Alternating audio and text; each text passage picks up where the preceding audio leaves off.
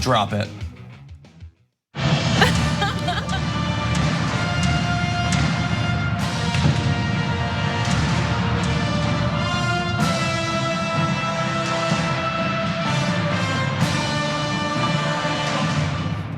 Welcome to the Friday edition of the Young Turks, the big power panel. Power panel in the first hour, power panel in the second hour. I'll be leading the first. Brett Ehrlich will be joining us in the second. But in this first hour, while Cenk and Anna are out of town, we have obviously an awesome panel here. Brooke Thomas is my Monday co-host on the Monday editions of the Damage Report. Best day of the week, I said it, JR. It's easily the best day. Everybody loves Monday more than any other. Monday news especially. Michael Shore here as well. And Maytha, I think this might be the first time we're doing We are, the first hour and I together. just had oral surgeries, so please don't judge me based on my pain level to respond. I will try not to. I'll inevitably do some judgments, but I'll try to make them subtle. Anyway, we've got a gigantic show for you, first hour and second hour. In the first, we're gonna be starting off with the first bill that the new Democratic majority in the House is going to be pushing. It's a big one, it's a complex one. We're gonna be trying to break down some of the more important components to it. A little bit later on, what did Matthew Whitaker know and when did he know it about the fraud for a company that he worked for, what was going on? A little bit later on, income inequality and life expectancy in the US. We've got the stats for you. And we're gonna be closing out the show. Marc Lamont Hill recently let go from his position at CNN after giving a speech at the UN. We're gonna be breaking down all of that too. Before we get to that though, I wanna give you an update on the Amplify program that we've started here at TYT, our new campaign. It has been going amazingly. This is a program where you can give the gift of TYT membership to either journalism students, members of the media, celebrities who are politically active, activists, and politicians as well. And in the week or so that's gone by, we've sold packages for Alexandria Ocasio-Cortez and her team, Senator Bernie Sanders, and yesterday the Situation Room with Wolf Blitzer. So this is something where they and their teams, family members get TYT memberships to try to amplify our message and then have it go out through their avenues as well. We have some new names up at tyt.com/amplify right now. You can buy membership for Meet the Press, The Late Show with Stephen Colbert and others. And those are new options for you as well. Chuck Todd in action photo. Exactly. And I want to thank Tom Wirtz actually, who I believe it was late yesterday. Tom Wirtz of Charleston, West Virginia, bought a 50 membership package for the Situation Room and their team. That's awesome. And hopefully they will make good use of it. And so we'll be giving you more updates on people who have done it, not necessarily for those packages, but for journalism students as well. Those are coming up in this field. Very important that they get access to diverse sorts of news. And by the way, we're going to show you, I think in the second block, we had some of you submit designs for a shirt exclusive to people who participate in this Amplify program. There is a winner, we'll show it to you in the next block. Before we get to that though, why don't we turn to some news? Okay. Are you gonna do the power panel drop it thing again? Or is that... I would really prefer not to. Well, you did such a good I job. will assure you of this. Such a good job. I have never sat down on a Friday show and been like, hey everybody, I'm gonna drop it, be ready. It's always, hey, you gonna drop it? I guess. It's Cenk's thing. It It's is. just You Cenk's shouldn't have thing. to do That's it. what it is. Yeah. Okay. House Democrats have revealed what the first bill they're going to be using the new Democratic majority in the House to push for. It is a multifaceted anti-corruption proposal with a number of different components that we're going to break down here. I want to start off with one of the ones that I find most interesting, and this is under the area of campaign finance reform. They want to set up a system where the federal government would provide a voluntary 6-to-1 match for candidates for president and Congress, which means that for every dollar a candidate raises in those races from small dollar donations from individuals, the federal government would match it 6 times over, making it significantly more plausible that someone who is not being supported by gigantic donors, giant corporations, could compete in some of these races. What do you guys think about that part? Drop it. I know it's like I think it's great. I mean, if you want my, listen, it's exactly where this Congress should start. One thing that you have to remember, though, is that there's no chance that this is going to pass the Senate, and there's no chance it's going to get past a presidential veto.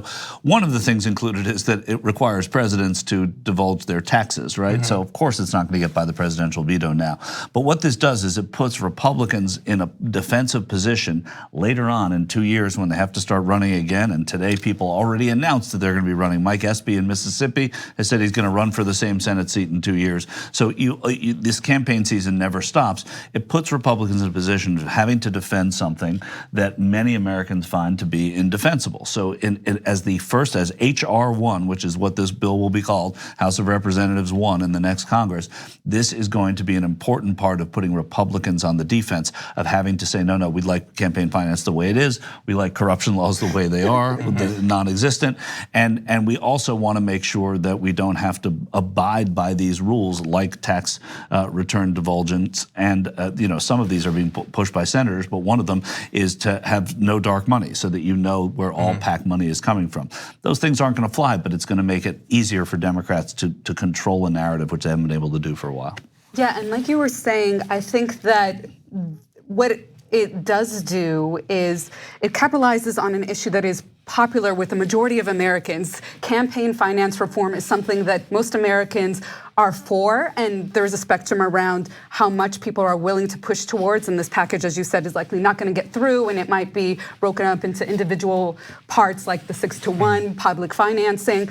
But the other thing that it does is it sets the tone for the new class, the freshman members of Congress, being able to push their agenda through. And they have been very vocal on not just campaign finance, but really taking the money out of politics. And so for them to be on a team and a committee to do that also makes their voices incredibly animated and vibrant in this new Congress. I agree. It just, right, like you were saying, on one hand, it puts Republicans on the spot, which is a good thing down the line, but it also shows, after such fascinating, I think for me, elections that we've had recently, it shows people who are newly voting, people who are newly paying attention, that Democrats are listening to them. Yeah, and I think that's a great thing. Yeah, again, even though it can't pass, right. At least in terms of priorities, especially, like it's literally the first bill. It is their first priority.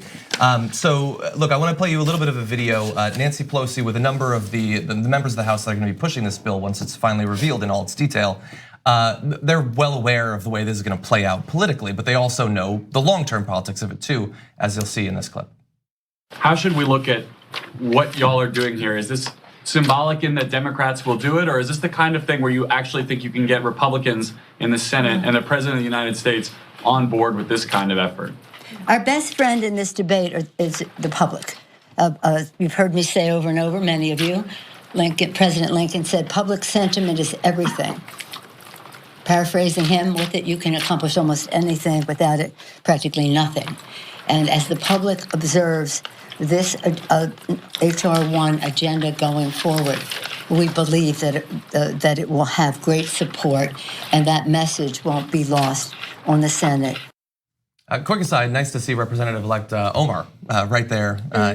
All of those were representatives-elect. Yes. Yeah, so that was the incoming freshman class. You're right. And this will be the last time they have any influence for a while. I mean, yeah, they are new. They're new, and they're going to realize that when you're new in Congress, you don't have the same kind of influence. But they certainly have had some influence here in this. We will see. We will see. I wonder. I mean, for a while. I mean, they're going to be low men and women on the committee totem poles. It's going to listen. They're going to have more influence because there are more of them, right? When you have 40 incoming members, that's that's a fifth or fourth. Somebody do math. A sixth of the entire delegation, the caucus. That's a lot, and that's more than it usually is. So they're going to have more influence, but they're also going to have less influence than they've had as campaigners, as centerpieces of this new Democratic majority. So they know that, and it's going to balance out, and they will get it probably more quickly than others have.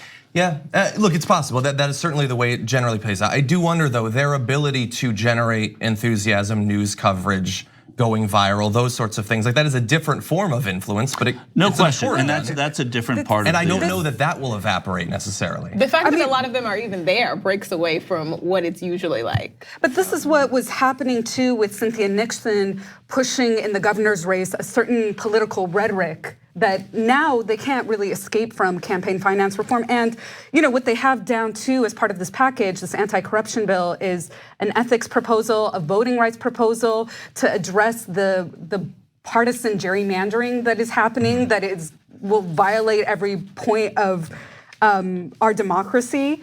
I think these were very important agendas for this new class, and if they can't push necessarily the legislation, they could at least mobilize like I said, a vitality. Yeah, and certainly a coverage. What John said is right. I mean, they have a way of going viral, right? They have a way of getting people to see what they're doing that an ordinary member of Congress who would be elected in a midterm election might not have. And there are a few of them who do it very well. The problem is, even among their ranks, they're not always going to get to be the ones to say the direction of where things are going. Though I think it's unusually good to see I mean, of course, it's the new Congress, so they always trot out the new members. But it's very good to see all of these people clearly having a voice in the first piece of legislation. I want to run through a few more components of this bill, lest people believe that it's purely about public financing of campaigns. It's an important part, and it was the first part, but.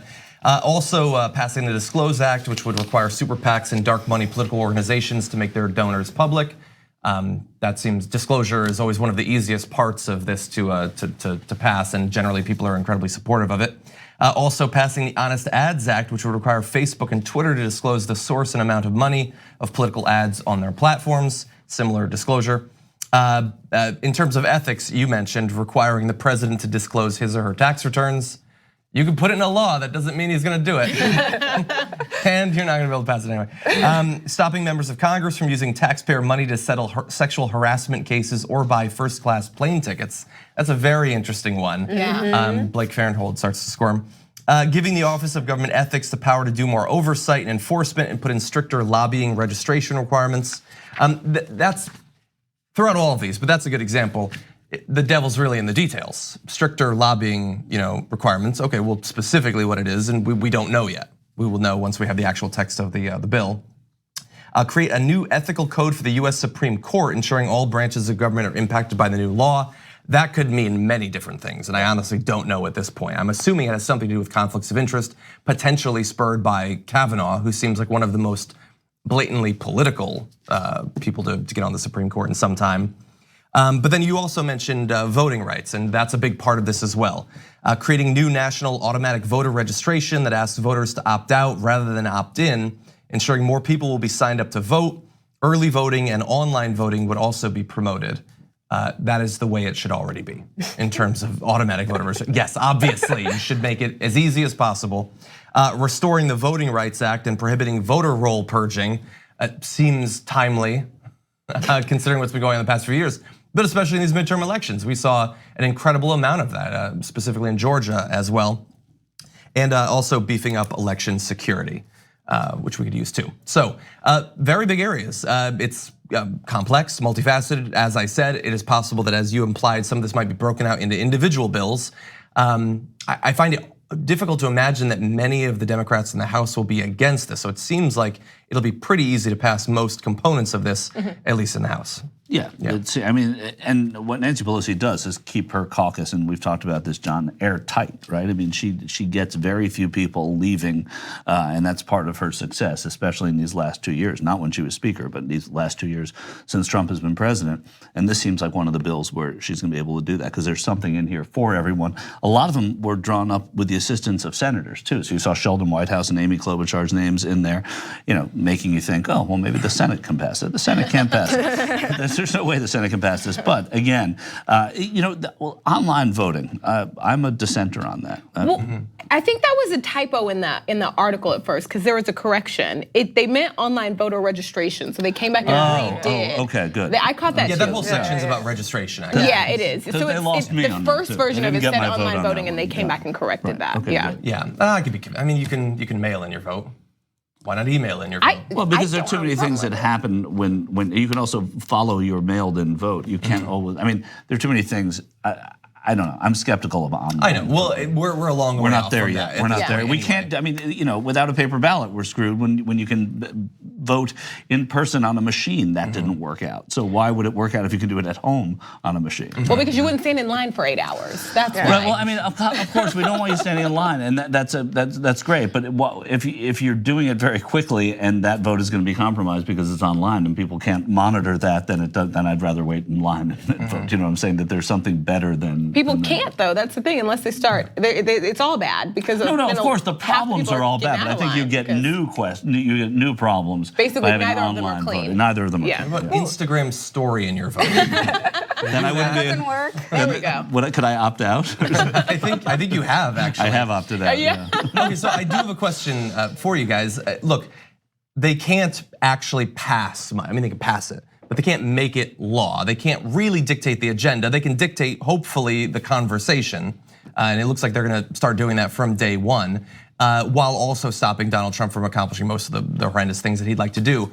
What I wonder is, over the next 2 years, when they have their next chance at getting more actual political power, the ability to actually pass bills and make them law, getting the Republicans on the record on these issues, making them vote against these things, potentially other bills. What is a strategy that you think can generate the most momentum for them going into 2018? What can actually Going help to to 2020, sustain? you mean? Sorry, 2020. Yes. It's funny. I made a call to a congressman today on John's behalf, trying to get him onto the damage report. Oh, actually. nice. And I said, and then I saw that we were going to cover this, and I said, "What do you think of HR 1?"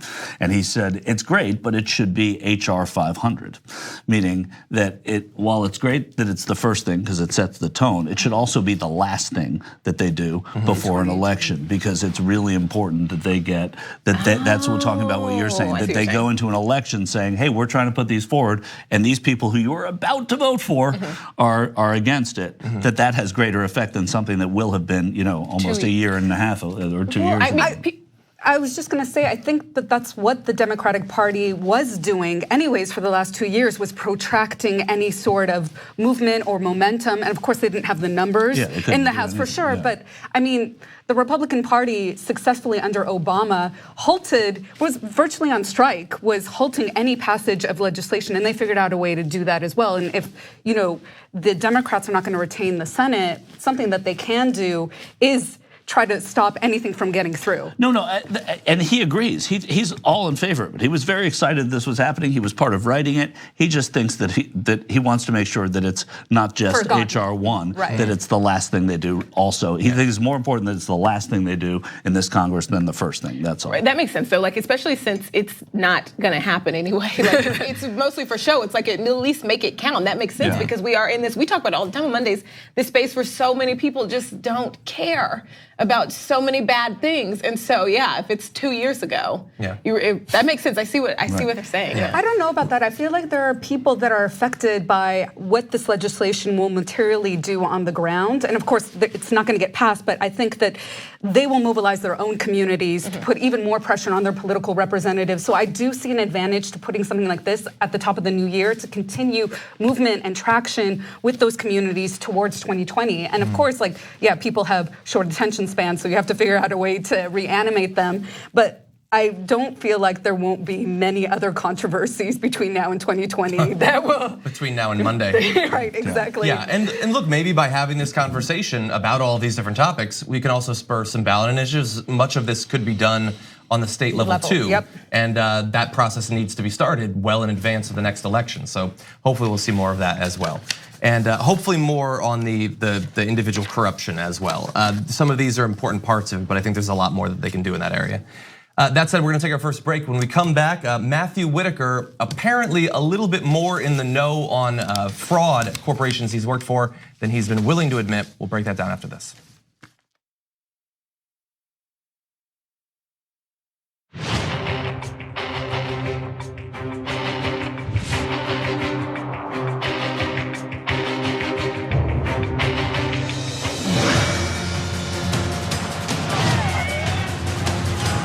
Koch brothers are the poster boys for the 1%. We have 15 homes in this area and maybe 11 people has died with cancer.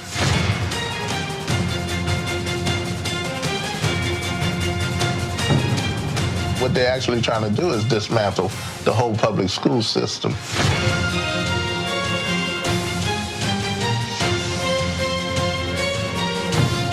The Koch brothers support laws that are the most aggressive attempt to roll back voting rights in this country that we've seen in over a century.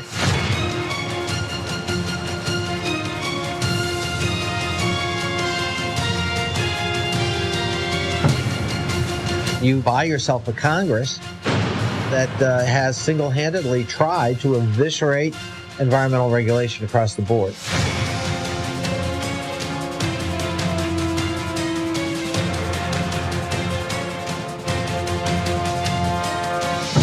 The Koch brothers are funding think tanks spreading an enormous amount of disinformation about Social Security.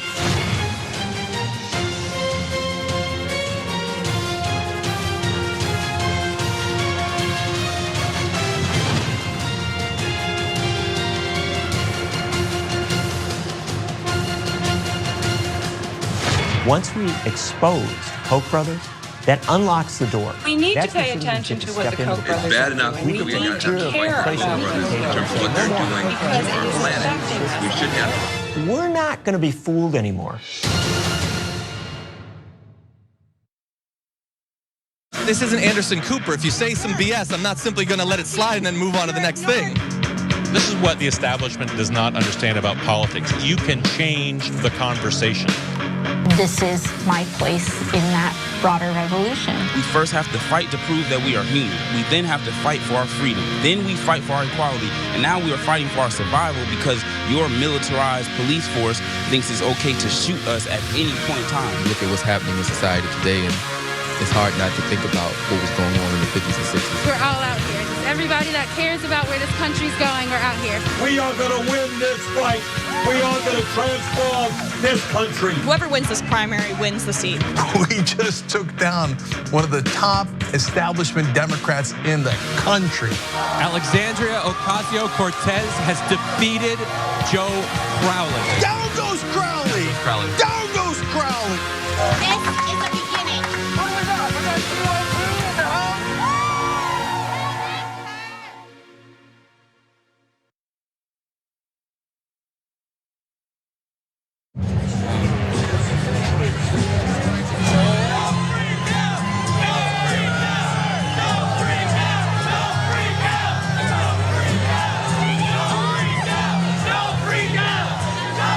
We're not freaking out. We're not freaking out.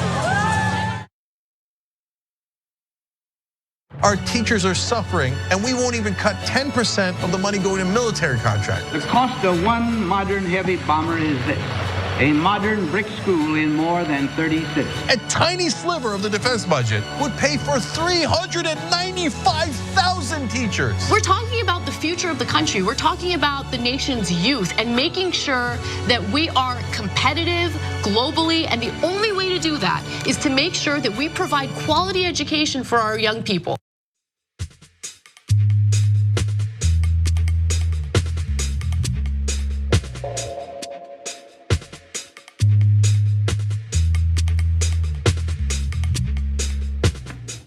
Welcome back to the show, everyone. First hour of the Young Turks. I want to read some of your comments. I saw Gabby Marita said, I can't wait for Fox News to put up clean campaign finance reform on their list of supposed bad things House Democrats are pushing for. I'm sure they'll find a way to justify their mental gymnastics to label it a bad thing though, but it doesn't make it any less hilarious. Yeah, that is true. Let's see, Shai Coltrane says campaign finance reform would be pointless if Citizens United is in the books.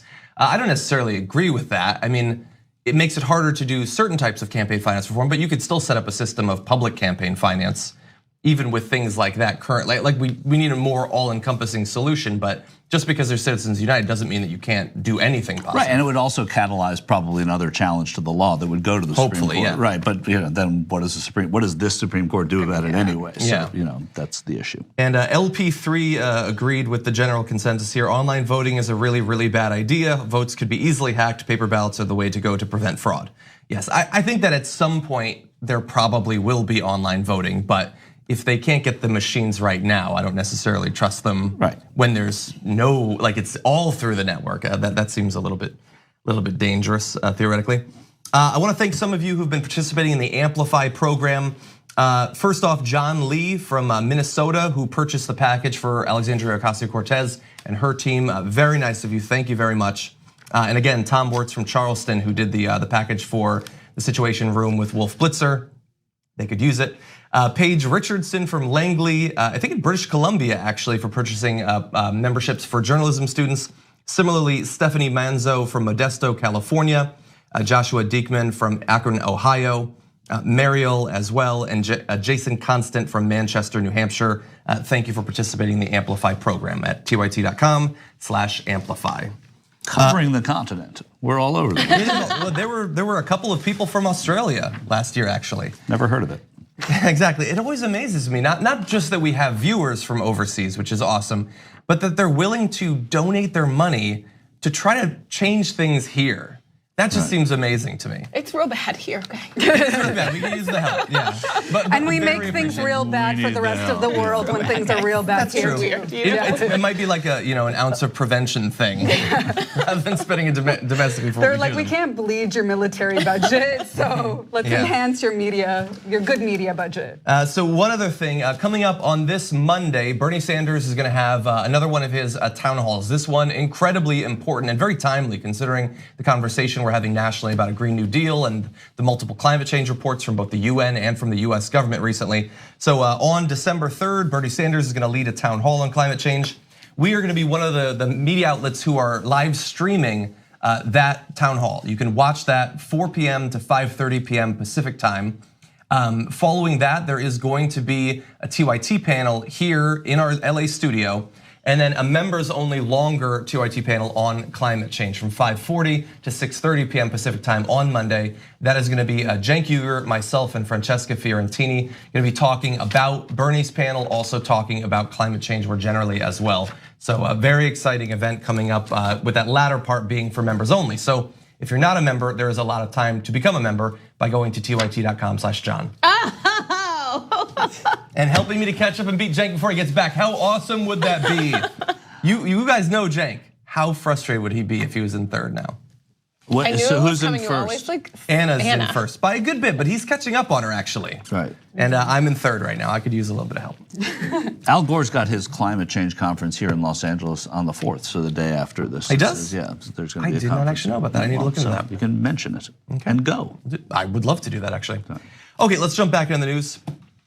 Current acting Attorney General Matthew Whitaker apparently knew a lot more about widespread instances of fraud that were going on at one of the companies that he worked for. It was a patent company that was effectively doing nothing for people who were handing over thousands of dollars to develop and market the products that they had invented. Now, this is due to a release of information from the Freedom of Information Act. Documents released by the Federal Trade Commission of the Wall Street Journal show that he had received numerous email exchanges back in 2015 about customer fraud complaints with the chief executive of the company, World Patent Marketing, for which Mr. Whitaker was a paid advisor. Whitaker received more than a dozen emails and calls from people complaining about the company.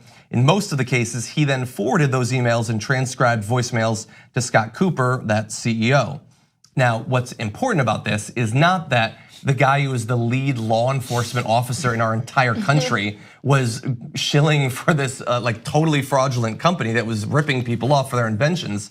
It's that even up until, so far as I know, right now, he has been saying that he didn't know anything about this. He said he was unaware of any fraudulent activity at the company, and he didn't respond to requests for comment today when it was revealed. And what's interesting is that it wasn't like he had a brief period where he worked there, where it was like he got these things and that sort of bothered him, and so he left. He got those emails and he worked for them for nearly 3 years after that, after knowing that this company was a complete sham, a complete fraud. And he's our attorney general right now. Corruption in the Trump administration? Right. You don't say. What's so frustrating about this, though, for me is all logic says, of course, he knew about this. But like at this point, this is just where we are. We needed emails to be like, of course he knew about this. There's no possible way that he didn't. But it's like, well, I guess now we have proof we needed. It's also the people that he passed over. He passed over Rod Rosenstein for obvious reasons, right? And obvious partisan reasons. And man, I'm not sure that I wouldn't have done the same had I not been Donald Trump thinking what Rod Rosenstein has on me. But if I had the option.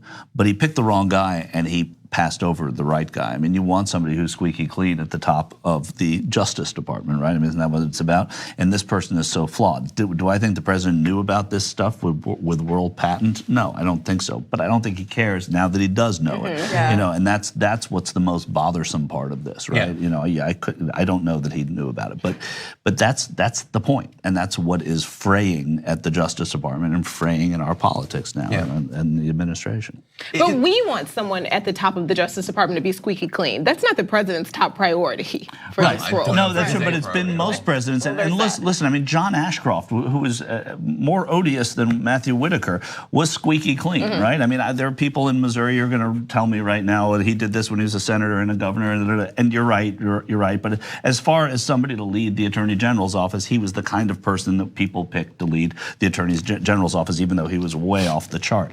And so I'm not defending him, but I'm saying that holding him up against somebody else who is undesirable, you want the person who is clean with the law. And this, and what Brooke said is right. This president and this administration don't care about that at all. And we've gotten accustomed to that, though. Well, what is more heartbreaking is that Trump can go on and say that he's there for the little guy when this World Patent Marketing Agency, they said, cost consumers $26 million, plummeting them into debt, into pulling from their life savings. So clearly, if he advocates for Whitaker to stay on, he's also advocating for the complete turning upside down the poor people, the little guy that he says he's for. It's almost like, would he have done that, let's say, if there was a for-profit college? I was going to say, wait, he actually did this thing he did do that. Wait, right. I don't think that he did know about it, but if he did, it's probably a point in his favor. It's like, you take those people that are, maybe their lives haven't gone the way they want, and they look up to people like Trump or to people like Whitaker, and you screw them over. You take their last dollar, you drive them into debt, screw those people. How did Trump University not sink his candidacy? But it didn't. I agree with you. I don't think that Trump knew about this, but I'm actually less bothered about whether he knew about this than what it was that he did know about Whitaker that chose to make him this. It's such an incredibly important position that he is treating purely based on personal legal considerations. That is the only, Matthew Whitaker is not qualified for this position. He wasn't qualified for his last position. Other than shilling for this fraudulent company, he was some minor lawyer in Iowa or whatever. It was Iowa. It was Iowa, and that's it. I interviewed him, and I forgot that I interviewed him. He ran for Senate in 2014. And somebody, I was reminded we interviewed that guy, and I told it was the most. I was forgettable. Oh, that was that guy. It's the face you forget while you're talking to him. He has no qualifications for any leadership position in that department. And Donald Trump, he can't obviously come up with a list of qualifications because he doesn't know about them. So what did he know about them? Well, we already know what he knew about Matthew Whitaker. The only thing that a Republican in Trump's position needs to know is that Matthew Whitaker made, I guess, a very wise decision considering the political and media climate that we're in right now. He decided a while back, I'm gonna go on TV and I'm going to say that Donald Trump didn't do anything and shouldn't face any legal consequences. And I'm just gonna say that over and over again. So he gets brought in to be a chief of staff in the Justice Department, eventually leads the Justice Department based purely off of talking about how Donald Trump deserves to be protected by the Justice Department. And that's what he has right now. As you said, they passed over Rod Rosenstein, but it goes beyond that. Donald Trump tweeted out like a day ago a meme, literally the president is tweeting out memes that Rod Rosenstein should be locked up for treason. And then when asked about it, he doubled down, saying that Rod Rosenstein should be in jail right now. And so much has been normalized We don't even care. Like, did we even cover that yesterday? I don't even think we did. I don't know. No, I led the hour. I know that we didn't. The president is saying that one of the leaders of the Justice Department should be in jail right now for investigating the president's wrongdoing. And it didn't even make the news. Yeah. And then you get Matthew Whitaker, a guy who, like, it's not just that he's likely to hamper or shut down the Mueller investigation. I know some people watching this don't even care about that investigation. But the head of the Justice Department has a long list of things that they are supposed to be doing. And you should be relatively competent in that position. So every day that he holds that position, many of the functions of that position are not being done. And what damage is that doing in DC and across the country right now? I don't know enough about the position to know, but I know that I probably know more about it than Matthew Whitaker did when he got the position. Yeah, also you should care about the Mueller investigation. I agree, but I'm saying that there are other, there's other consequences to this as well outside of that in a number of different areas. Okay, yes, let's move on to one more story before the next break. Yesterday, we broke down the sad fact that for another year in a row, the average life expectancy in the US dropped very slightly. That is a trend that has been going on for a couple of years. I read, and apparently you have to go back to the time of World War I to find a comparable 4-year period with as large of a drop in US life expectancy. A time when there were tons of war deaths. Also, there was a pandemic that killed, I think, 675,000 people in the US. So we have now reached that period of history again in terms of health outcomes for people in the US. But what's interesting, and I want to focus today on a different component of this, is that it's not dropping for everybody. In fact, some people in America are doing just fine and their life expectancy is going up year after year. And this is where income inequality plays a very important role in life expectancy in the US. So that's what we're gonna talk about today. Let's go over some of these stats. In 1980, the richest cohort of middle-aged American men could expect to live until about 83 and the poorest to 76. By 2010, the richest American males had gained 6 years in life expectancy, up to 89 on average, while life expectancy for the poorest men had not improved during that entire multi-decade period. And in fact, just in a brief part of that, you got much of the gains. From 2001 to 2014, the richest Americans gained about 5 years of longevity, while the life expectancy for the poor didn't budge at all. And very specifically, this is an amazing statistic. This is my amazing fact of the day. Men who were among the top 1% of income earners lived 15 years longer than men at the bottom 1%. That gap, similarly for women, was 10 years. So just the income, 15 years. That is such a huge chunk of an entire life. Right. That span, how has that increased over time? I mean, if my math, which is never good, is right, it's 94 is the expectancy. Is that the expected? I don't know how. When it said it went up from about 4 or 5 years, now. Right? But yeah, then I they believe said it's from quartiles that they're talking about. So we don't have that. We don't have it broken down by percentage points, John but they have said that one. Quartiles to me. Yes. So I completely forgot what I was talking about. But I'm just curious as to where that gap was, that 15 years longer that the richest 1% lives than the bottom what percent, whatever percent you said it was, what that spread was like. Well, why don't we bring up, we have a little chart ago. for you. It's gonna be a little bit complex. It's like straight out of one of these papers, but you see a bunch of lines there. These are quarter segments. Hold really fast. Quarter segments by income. So if you're on the orange line, you're in the top quarter of income earners in the US. And from on the left, 2000 to just a couple of years ago on the right, you see that it's slowly creeping up. If you make less money, $83,000 on average, you're on the green line. Less money, 47, you're on the red line. And then below that, the lowest, about 17,000, your poverty line basically, you're living far less. And you're seeing there that it's not just the poor to the rich, it's every step along the way. How long you live, let alone the quality of the life you live, is being influenced by income inequality.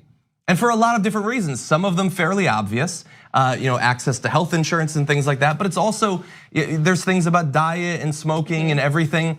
And we know the additional pressures that when you're at the bottom rung of that economic ladder, it would be great to eat very well and exercise constantly and all of that, but you can't do that if you're working 4 jobs, if you live in a food desert and don't even have access to the types of foods that let you live to 85 or 90 or 94 years of age. So these are just amazing. In a time when we supposedly have the #1 healthcare system in the world, we have tons of money, we're incredibly rich. Being rich, even in the US context, way better than being poor. way better than being poor. And not in just the million ways that we normally say, but literally in getting 5, 10, 15 additional years of your life. That is crazy. And they all seem to be going up, but that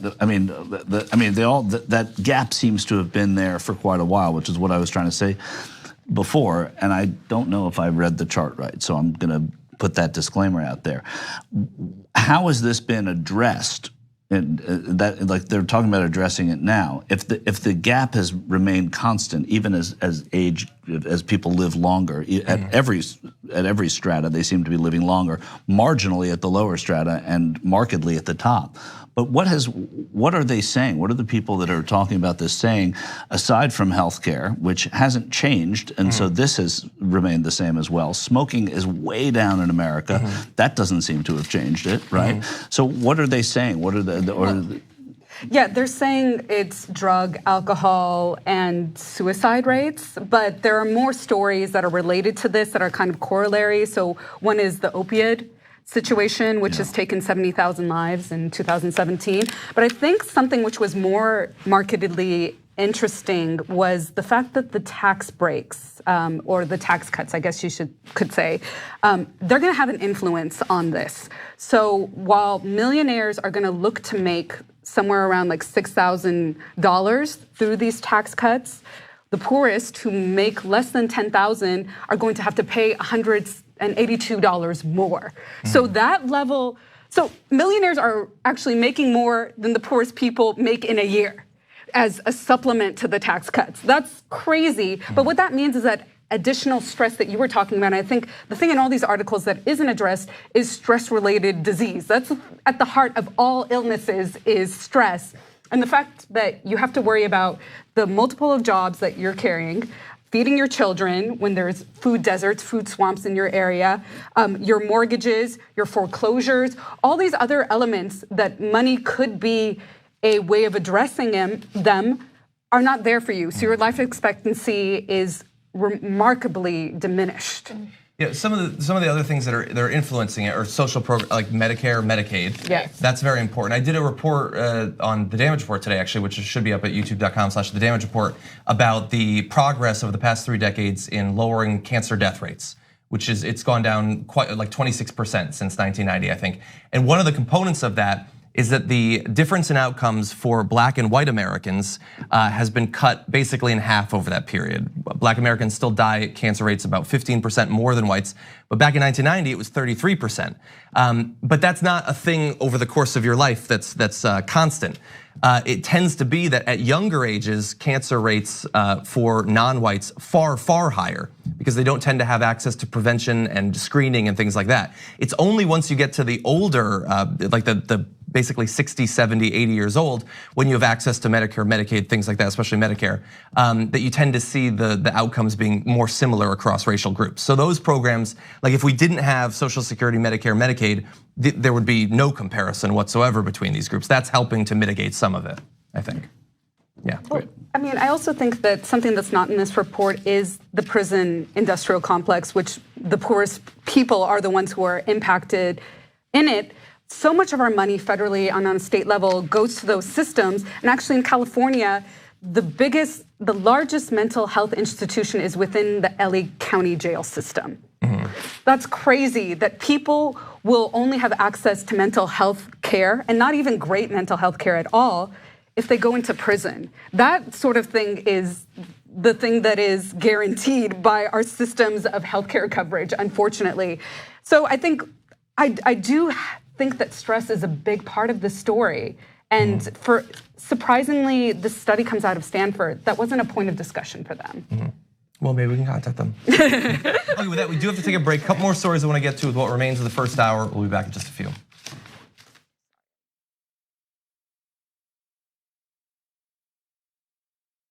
What he did to women has no place in America. At least he wasn't targeting children. Just because she's 18, now she doesn't matter? Step out of your social media bubble, Tim. A new party game is taking America by storm.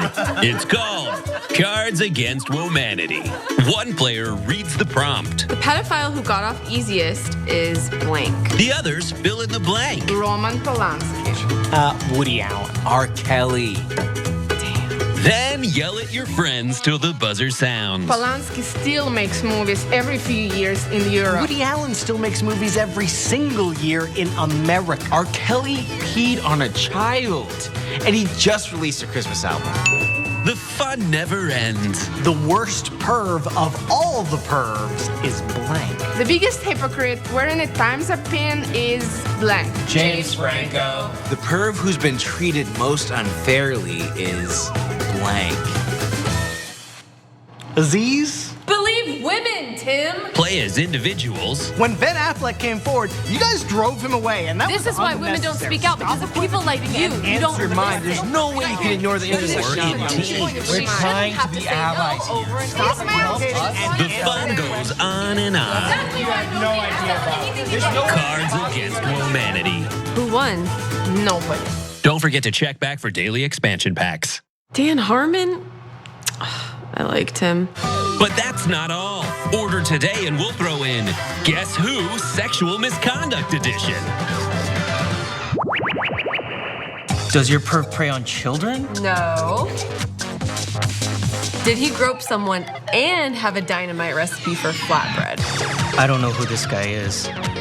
Does he have a terrifying button in his office? Yes. Is it Donnie? Yes.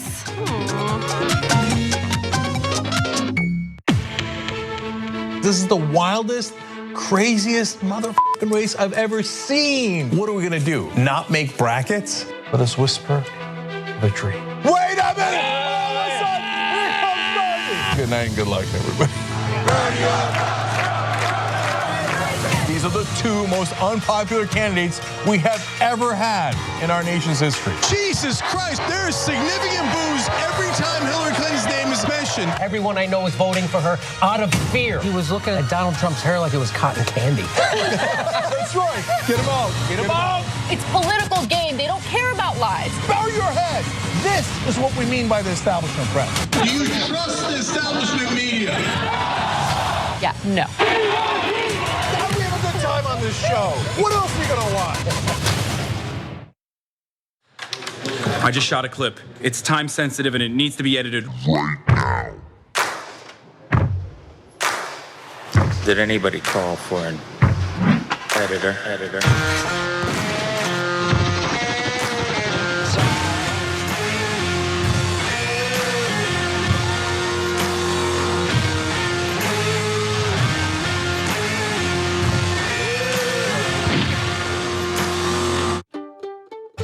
Need this in an hour. But you're an editor too. Love you. They did 100 squats a day for 30 days straight. I was like, how hard can that be? That doesn't sound very hard. So I'm gonna try to do this for 30 days and see if there's any difference in my physique. 3 weeks later. Steve, how is your exercise regimen coming along with your squats? No, I did 100, 100, 100. 0, 0, 0, 0, 0, 0, 0, 0, 0. You're pacing yourself. Yeah.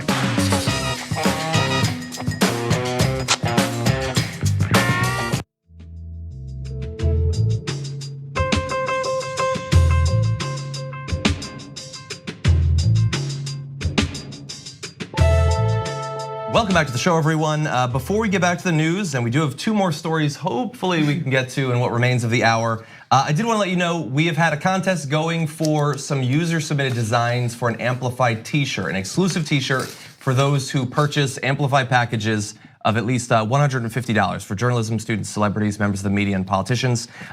There is now a winner, so if we could bring it up. This shirt was designed by TYT member Jade Neighbor.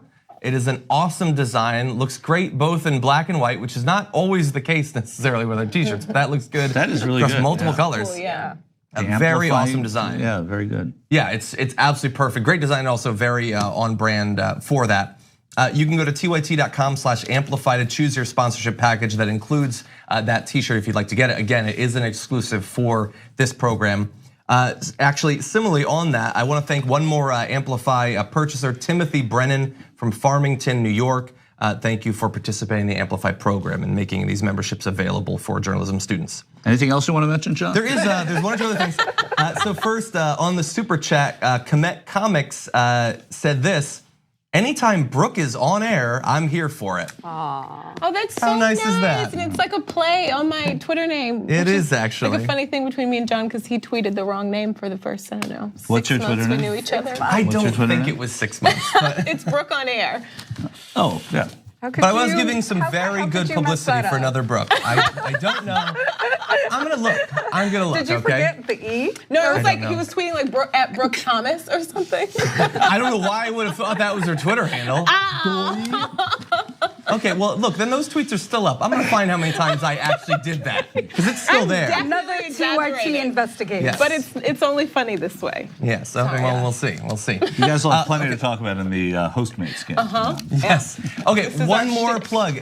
We do have Rebel HQ coming after the main show today, and it's a great interview. If you're watching live, stay tuned after the second hour is over. It's a special Friday edition of Rebel HQ. This is at 8:05 Eastern, 5:05 Pacific. Cenk interviewed Congressman Ro Khanna about a number of different topics: ending support for the war in Yemen, his stop Walmart proposal with Bernie, and the drama surrounding progressive leadership races going on in Congress. So that will be available shortly after the show. Little plug on the Damage Report. I also spoke with Congressman Khanna about those topics and a few others. So that's also available on our YouTube channel or on the podcast. So watch that one, actually. Let's watch that one. No. Watch the Rebel HQ too. It's fresher. Sure, watch Rebel, but watch John's. Watch the Damage Report. We also talked about his new pharmaceutical bill on the Damage Report. No big deal. Anyway, okay, let's transition now from me joking around to one of the most serious topics possible. Next month, peace talks are supposed to be held in Sweden that could potentially lead to the end of the absolutely brutal war on Yemen.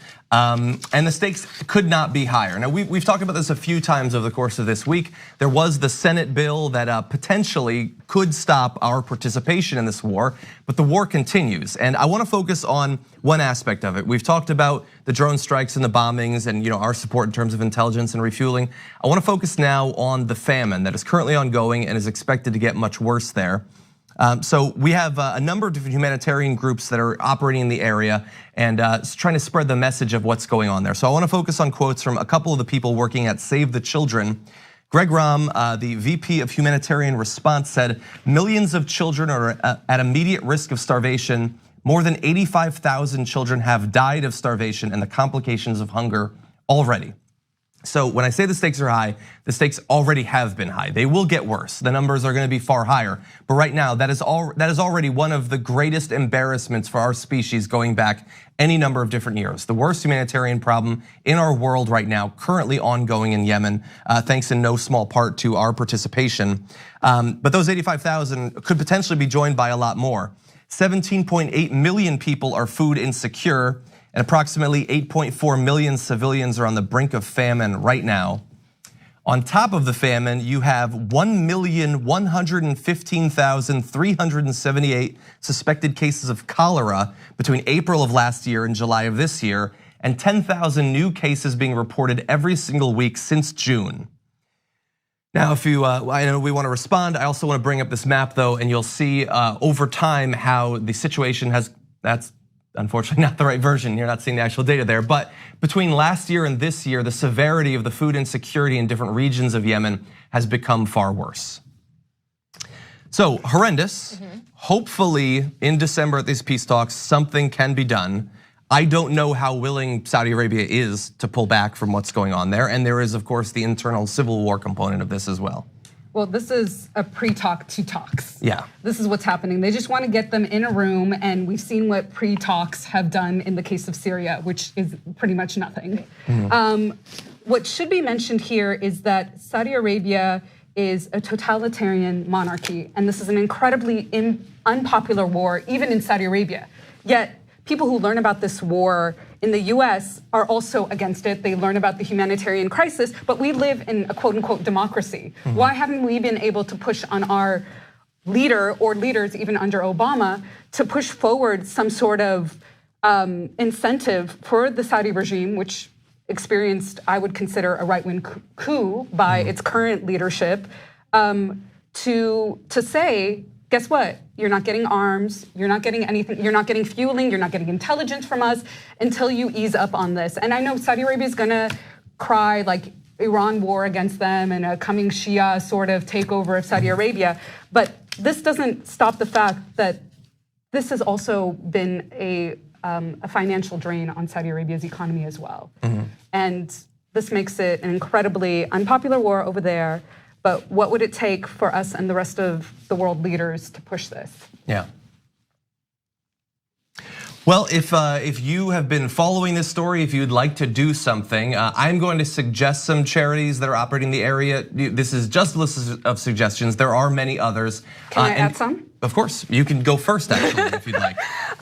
So what is really difficult right now is that food, for sure, unemployment, people don't have jobs, and the cost of food is what the issue is. It's not necessarily just the blockade. There's huge inflation on the cost of bread and food prices. So there's an organization my friend has called Port of Mocha, and they have a charity wing that's trying to raise money for their farmers who are farming coffee in Yemen. And over there, you'll also see a link on some charity as well. Okay. And additionally, there is Save the Children, as we were quoting, UNICEF, the International Rescue Committee, Oxfam America, CARE US, the Norwegian Refugee Council, and the World Food Program as well. All of them needing money for their And the World Food Program, they're the ones that seem to be working on what we just heard about, which was the fact that there is food. It's just so damn expensive. So I think the prices of staples have doubled. Apparently. That's what happens in thing war. about all of this, that people are dying and millions of people are dying and living like this, and you see these pictures of these babies, and this is happening right outside of stocked grocery stores, and that reporters go over and are able to eat, fine. It's just these people are living like this, and it's not that food isn't there. It's awful. Yeah, and thankfully, I mean, look, there has not been, I would say, anywhere near proportionate outrage or media coverage of this topic generally, but there have been people in the media who have been talking about it for some time, and there have been politicians pushing for it. And we talked on my program about so Ro Khanna on the House side, but Chris Murphy, Bernie Sanders, and recently Mike Lee on the bill on the Senate side as well. So Senator Chris Murphy has been on it from before for 3 years, such a long time. Also, I-24 News, you should watch it because we lead with Yemen, not every night, but almost every night. So it's worth looking at. As we said, biggest humanitarian problem in the world. Hopefully, people talk about it more, even though. And again, so one of the things is, it's weird in media that the more important topics don't necessarily it's not just that people don't talk about it. It's when you do talk about them. But people unfortunately don't care. So we on the Damage Report, we talk about Yemen constantly. Those videos never do well. But we're gonna keep doing it because it's important. Things that are foreign, American audiences don't watch. I know that. Right. There's US centrism that is at the core of media consumption in the US, and I don't know what to do either because people don't care about Yemen, but they also don't care about Iraq and the fact that there are people that are experiencing more cases of health issues than after Nagasaki and Hiroshima. And so we're not talking about that. That's crazy. And doesn't surprise me that we don't want to talk about Yemen either. Yeah, none of this is surprising. These people are brown. We have a thing against that here. Yeah, we do. Well, we have a thing against brown and people outside of the US in general. I don't know if we have that strong of a thing against Londonites and people in Australia. Well, we care about the royal family. We care about the royal family. Don't get me wrong. If it's pop culture, we care. Okay, why don't we turn to our last topic of the hour? CNN has cut their ties with contributor Marc Lamont Hill following a speech he made on Israel and Palestine at the UN. We want to play you just a couple of short segments of that speech. Here is the first. I am profoundly interested in the plight of the Palestinian people, as well as the broader ethical, moral, and political implications of their struggle for freedom and justice, as well as equality. The Great Catastrophe in May 1948, they resulted in the expulsion, murder, and to date, permanent dislocation of more than 1 million Palestinians. For every minute that the global community has articulated a clear and lucid framework for human rights, the Palestinian people have been deprived of the most fundamental of them. While the Universal Declaration for Human Rights says that all people are, quote, born free and equal in dignity and rights, the Israeli nation state continues to restrict freedom and undermine equality for Palestinian citizens of Israel, as well as those in the West Bank and Gaza. At the current moment, there are more than 60 Israeli laws that deny Palestinians access to full citizenship rights, simply because they're not Jewish. From housing to education to family reunification, it is clear that any freedoms naturally endowed to all human beings are actively being stripped away from Palestinians through Israeli statecraft. Now I want to turn to the section of the speech that some of the pushback against Marc Lamont Hill came from, and that is in this section. We have an opportunity to not just offer solidarity in words, but to commit to political action, grassroots action, local action, and international action that will give us what justice requires. And that is a free Palestine from the river to the sea. So Marc Lamont Hill gave that speech to the UN. A CNN spokesperson confirmed that Hill is no longer under contract. The network did not give a reason for that, but the move comes amid objections to Hill's speech by the Anti-Defamation League and other groups. We have a quote from Sharon Nazarian of the ADL saying, "Those calling for from the river to the sea are calling for an end to the state of Israel," adding that the annual event at the UN promotes divisiveness and hate. Now we have a number of tweets that we can get to from Marc Lamont Hill responding to that. We'll hold off on just a second, but I believe that you actually know Marc Lamont Hill. I do know Marc. Okay. I do know Marc pretty well, and I was part of the delegation he talks about in this UN speech that went to Palestine in January 2015, and he subsequently went back multiple times, and this is actually now a part of his academic research. He's at Temple University in the field of anthropology. He's a full professor.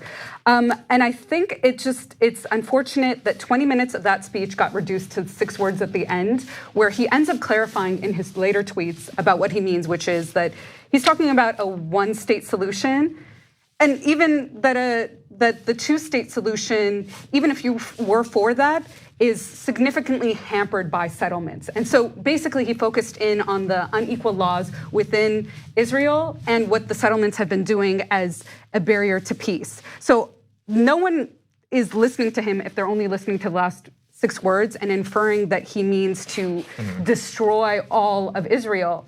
And I would ask why, one, that the ADL gets to be the only speaker on this. Even another CNN contributor, Peter Beinart, has written a critique around how the ADL responds to moral crises in the US, but acts very differently in Israel, calling it a moral schizophrenia. And people haven't even listened to the speech. Well, yeah, 20-minute speech, I would imagine that 99% of the people that will respond to it will not have been listened to it. I didn't hear the entire thing even. I've heard much larger portions of it, of course, and I've digested all of his response to it, but that is the way of the internet, unfortunately.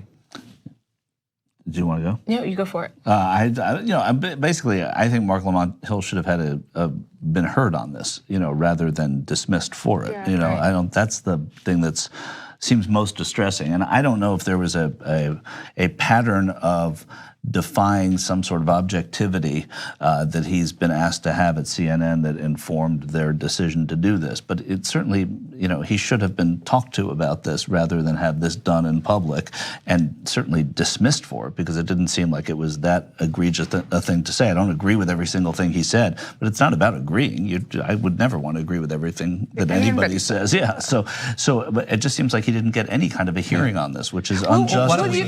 Then you have Alan Dershowitz, who makes his politics very clear, who is still on CNN and is the chief voice for Israel on. Is Dershowitz a paid contributor on CNN? I don't know. I don't know. I don't know either. And that does make a difference. Yeah, it does. You're right. Why don't we hear out some of Marc Lamont Hill's response? He had a number of tweets. I'm just going to focus on a couple of them, but you can, of course, go to him on Twitter to see more. He says, "My reference to river to the sea was not a call to destroy anything or anyone. It was a call for justice, both in Israel and in the West Bank/Gaza. The speech very clearly and specifically said those things. No amount of debate will change what I actually said or what I meant. I support Palestinian freedom. I support Palestinian self-determination. I am deeply critical of Israeli policy and practice. I do not support anti-Semitism, killing Jewish people, or any of the other things attributed to my speech. I spent my life fighting these things." That was reflected in many of his tweets. "At no point did I endorse, support, or even mention Hamas. This is dishonest. I was very clear in my comments about desiring freedom, justice, and self-determination for everyone." And the speech obviously was far more detailed than even the excerpt that we've shown to you, let alone his response to it. the critics, I would say, probably are largely not interested in that. And I'm not even primarily talking about the ADL. I'm talking about the people who bandwagoned on after that. To be dismissed without any reasoning being given, refusing to answer questions, that is incredibly suspicious. It's, I would say, cowardly of CNN to not be willing to say, if that is the reason that you're doing it, then stand by it and let people respond to it. And then they can decide whether they want to continue to support CNN, if that's the standard that's being used. Well, I mean, the people that are allowed to be contributors on, I'm not saying just CNN, but MSNBC as well, Jeffrey Lord was a contributor for a year and a half. He's a guy that said that the liberal, his reconstructions of history to try to make it seem as if liberals have been behind everything bad in history. I mean, he has said absolutely absurd things about the KKK, about the Nazis, and he remained on long after Donald Trump was elected. Well, and also very disingenuous to decry a censorship by the White House on their reporters and try to shore up support for opposing the White House for banning their reporters, not just with Acosta, but this past summer with Caitlin, I forgot her name. But then to censor somebody before they even have a chance to speak, their own reporters, how do you want us to support you and the right to freedom of speech and access to the news and information if you're stopping somebody who you formerly employed? Yeah, and if he was warned about this, then CNN needs to not just say they're not divulging anything. They should answer. They should say, he's been warned 4 times about this, that the next time he said something that we couldn't countenance here for reasons of bias, we would dismiss him. That clearly didn't happen, but if that was the case, then we should know about it, right? What would be the reason for a warning? I think that's what we're not breaking down here. We're talking a lot about. I'm saying if they were. I don't think that he needs to be. But I'm saying if this was the last straw in an internal conversation that they were having at CNN with Marc Lamont Hill and his bosses at CNN, and this was the last straw, which I don't think this is. I'm not saying it is. That's the only explanation I have for him not getting any kind of a hearing on this and not being able to address it and have CNN not address it. No, I hear what you're saying. I'm just saying that we would still be having the same problem, because the issue isn't just that he was fired. It's that what did he say? What he said is being twisted and just being, it's totally like, this is what he said, and then this is what everyone's saying that he said, and that's the problem here. Right. And I'm over this whole idea, and you see this on the internet every single day. Any black person that has the nerve to have any slight critique of Israel is all of a sudden Farrakhan. And I'm so over that. And his voice on CNN, it's just a strong, powerful, intelligent voice when it comes to a lot of racial issues in America. When we're talking about politics and all other things, and now all of a sudden that's just gone, because we do this thing where if you speak out for Palestinians, that's anti-Semitic, and I'm still so confused about that and how that matches Whether up. you could be anti-Israel and that means you're anti-Semitic. That's the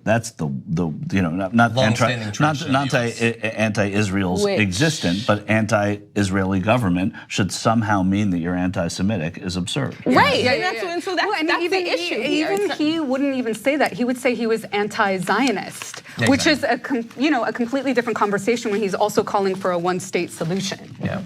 And I will say, although far less important than what CNN or the people who are firing contributors for stuff like this think, we hear a lot on Twitter and on the internet about people that supposedly are defenders of free speech, the intellectual dark web and all that BS. Yeah, man, they really care about free speech sometimes for some people, very personal preference for free speech. I hope that I'm wrong. I hope that some of those bozos and clowns have already come out in support of Marc Lamont Hill.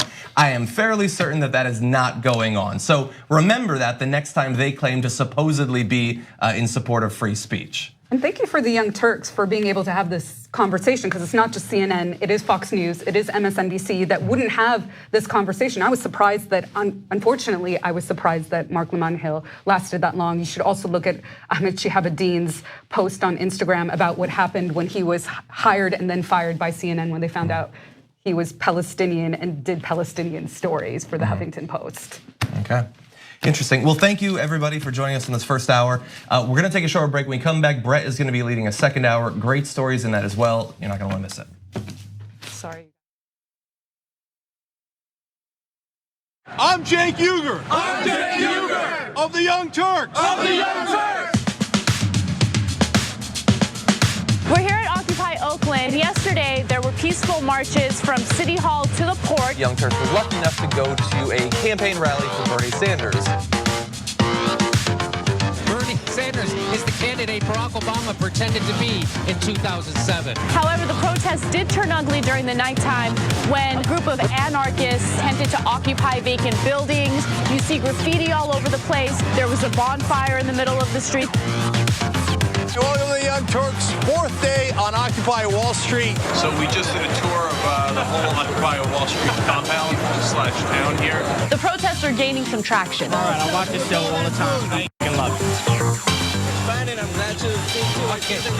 First you have to stumble, you have to fall a few times.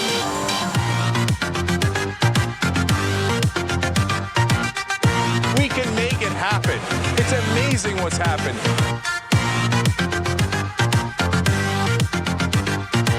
Show me what democracy looks like. And all of a sudden, everybody feels home. Hi, nice to meet you.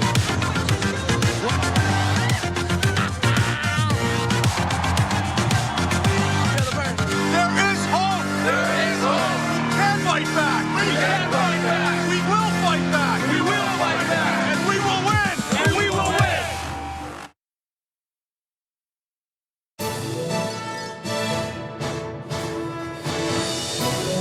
Breaking news with Brett Ehrlich. This is Brett Ehrlich with Breaking News with Brett Ehrlich. Bernie Sanders wants to break Wall Street, and he wants to break it real bad.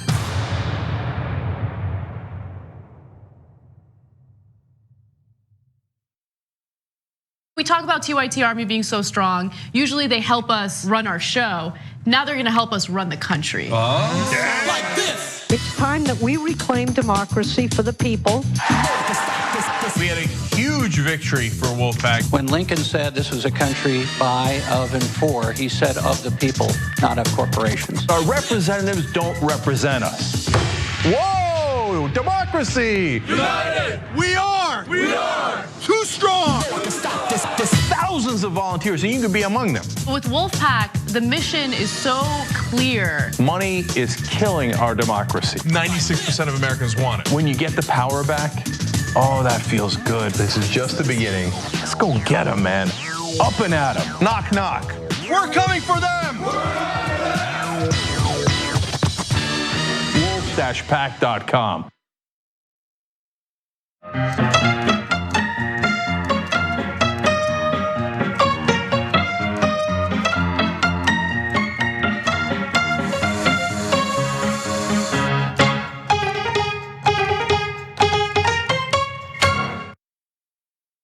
I'm just doing what's right. Yes, go back to that shot. Mexico's going to pay for the wall. It's so good.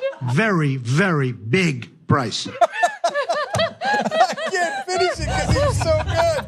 Today, a terrible day for the internet, a terrible day for America. The internet as we know it is not going to exist anymore. A real dark day for information, and yet another way that they're bleeding out the democracy. We're now going to have these gatekeepers of information deciding what we can and can't see, and that's what scares me the most. Whether you're conservative or progressive or anywhere in the middle, this is the one thing we should all agree to. Protect the internet, because the establishment is coming for it.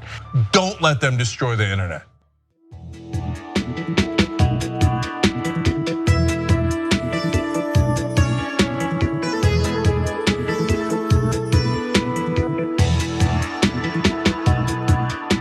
So Frodo and Sam are hanging out. Sam says to Frodo, "What are you gonna do when it gets heavy, that ring with so much power?" And Frodo says, "I'm gonna drop it."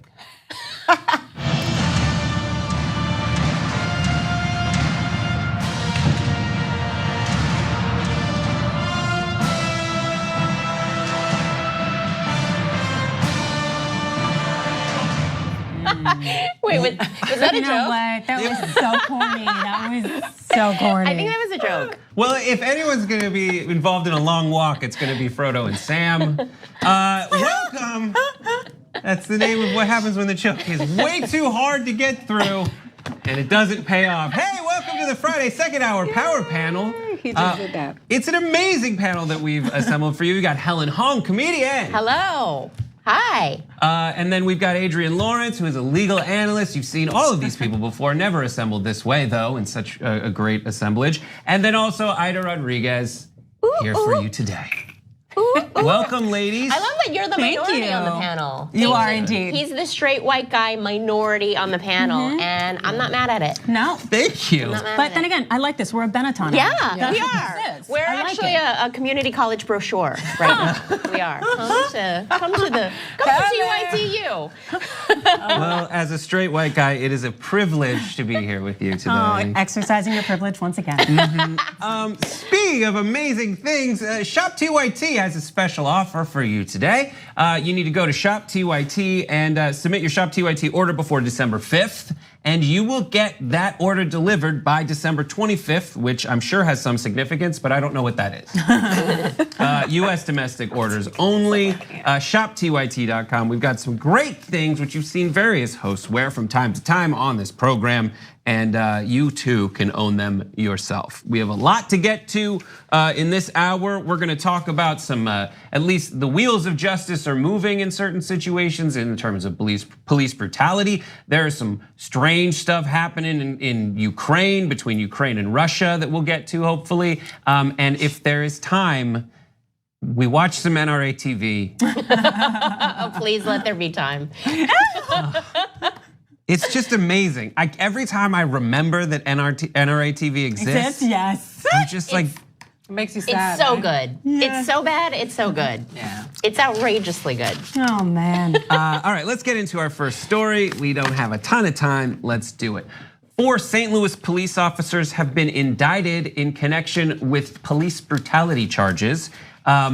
But it's not exactly the same kind of police brutality that you would think. Here is what the report from St. Louis, from a local St. Louis paper says. Prosecutors allege that officers Dustin Boone, Randy Hayes, and Christopher Myers threw a 22-year police veteran to the ground and kicked and hit him with a police baton September 17th, 2017, amid protests that followed the acquittal of former police officer Jason Stockley on a murder charge for the fatal shooting of Anthony Lamar Smith.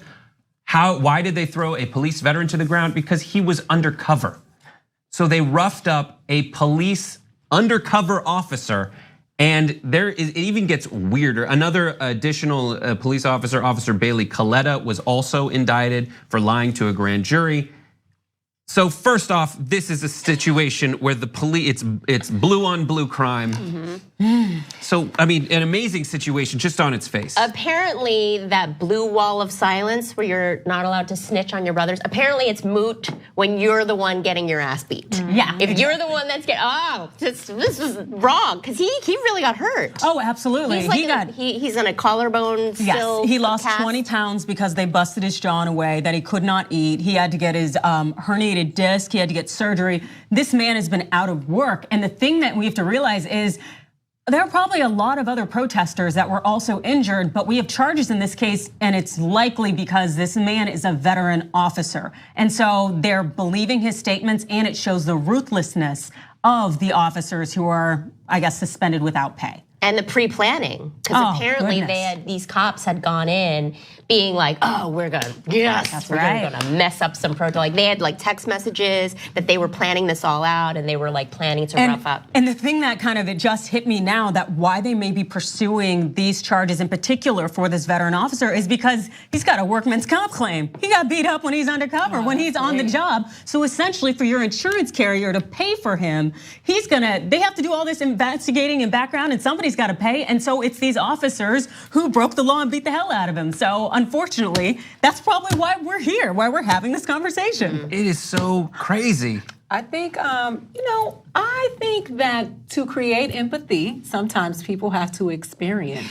what the people have to experience. And, I'm not one to shy away from what I believe in. But I think when a cop gets his ass whooped, it gives them a little bit of insight on what the community has to deal with on a continuous basis. I think about it. I don't think it's cool for anybody to get beat up. I don't think that anybody should premeditate the beat down of another person. But I do think that that law enforcement needs serious. They need a revamp. They need a makeover, right? And so, yeah, these are the kinds of things that have to happen so that people, I can't even talk today, so that people can understand that those of us in from those marginalized communities are not making this up. By the way, I don't agree that nobody deserves a beatdown. I have a few ex-boyfriends that really. And you know what? I'm actually going to back you on that, for a lot of reasons. But I love what I love what you said in terms of them needing a revamp, because they do. The St. Louis Police Department, I think they were down about 150 officers in the summer. They have 28 officers who are on a list that cannot bring charges or testify because they've been so corrupt. Like, they got issues. So these officers in particular are on a list. There are 91 cases in St. Louis that have been dismissed because police officers, the specific police officers whose names are on a list, cannot be trusted because of how often the evidence that they try to produce and present to the court gets rejected because they cannot corroborate it. And it's so strange that it takes a police officer getting beaten. Absolutely right. Because that's someone that they also have to trust and not some criminal off the street. Here's what happened in the wake of the actual incident. After learning that the person they attacked was an undercover officer, the 3 male officers lied about the arrest, claiming the man resisted arrest and was not compliant according to the indictment. They also, according to the report, destroyed his cell phone. Yes. Conspired to prevent information from reaching the feds. And the two of the people involved denied actually knowing each other.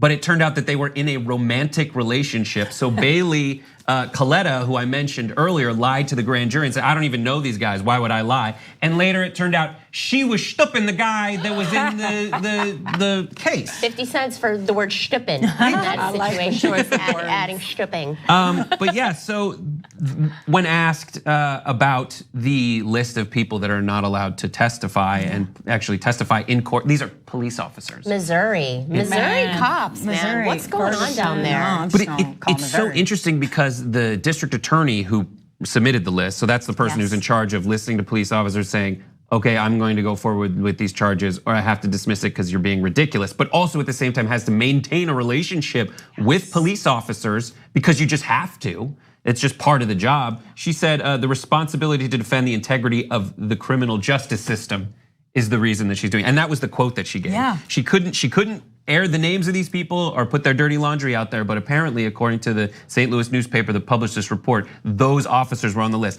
You mentioned the text messages that were submitted, that were exchanged between these officers. We have some of them, according to this report. In one September 15th, 2017 message, which is 2 days before this, Myers writes, "Let's whoop some ass."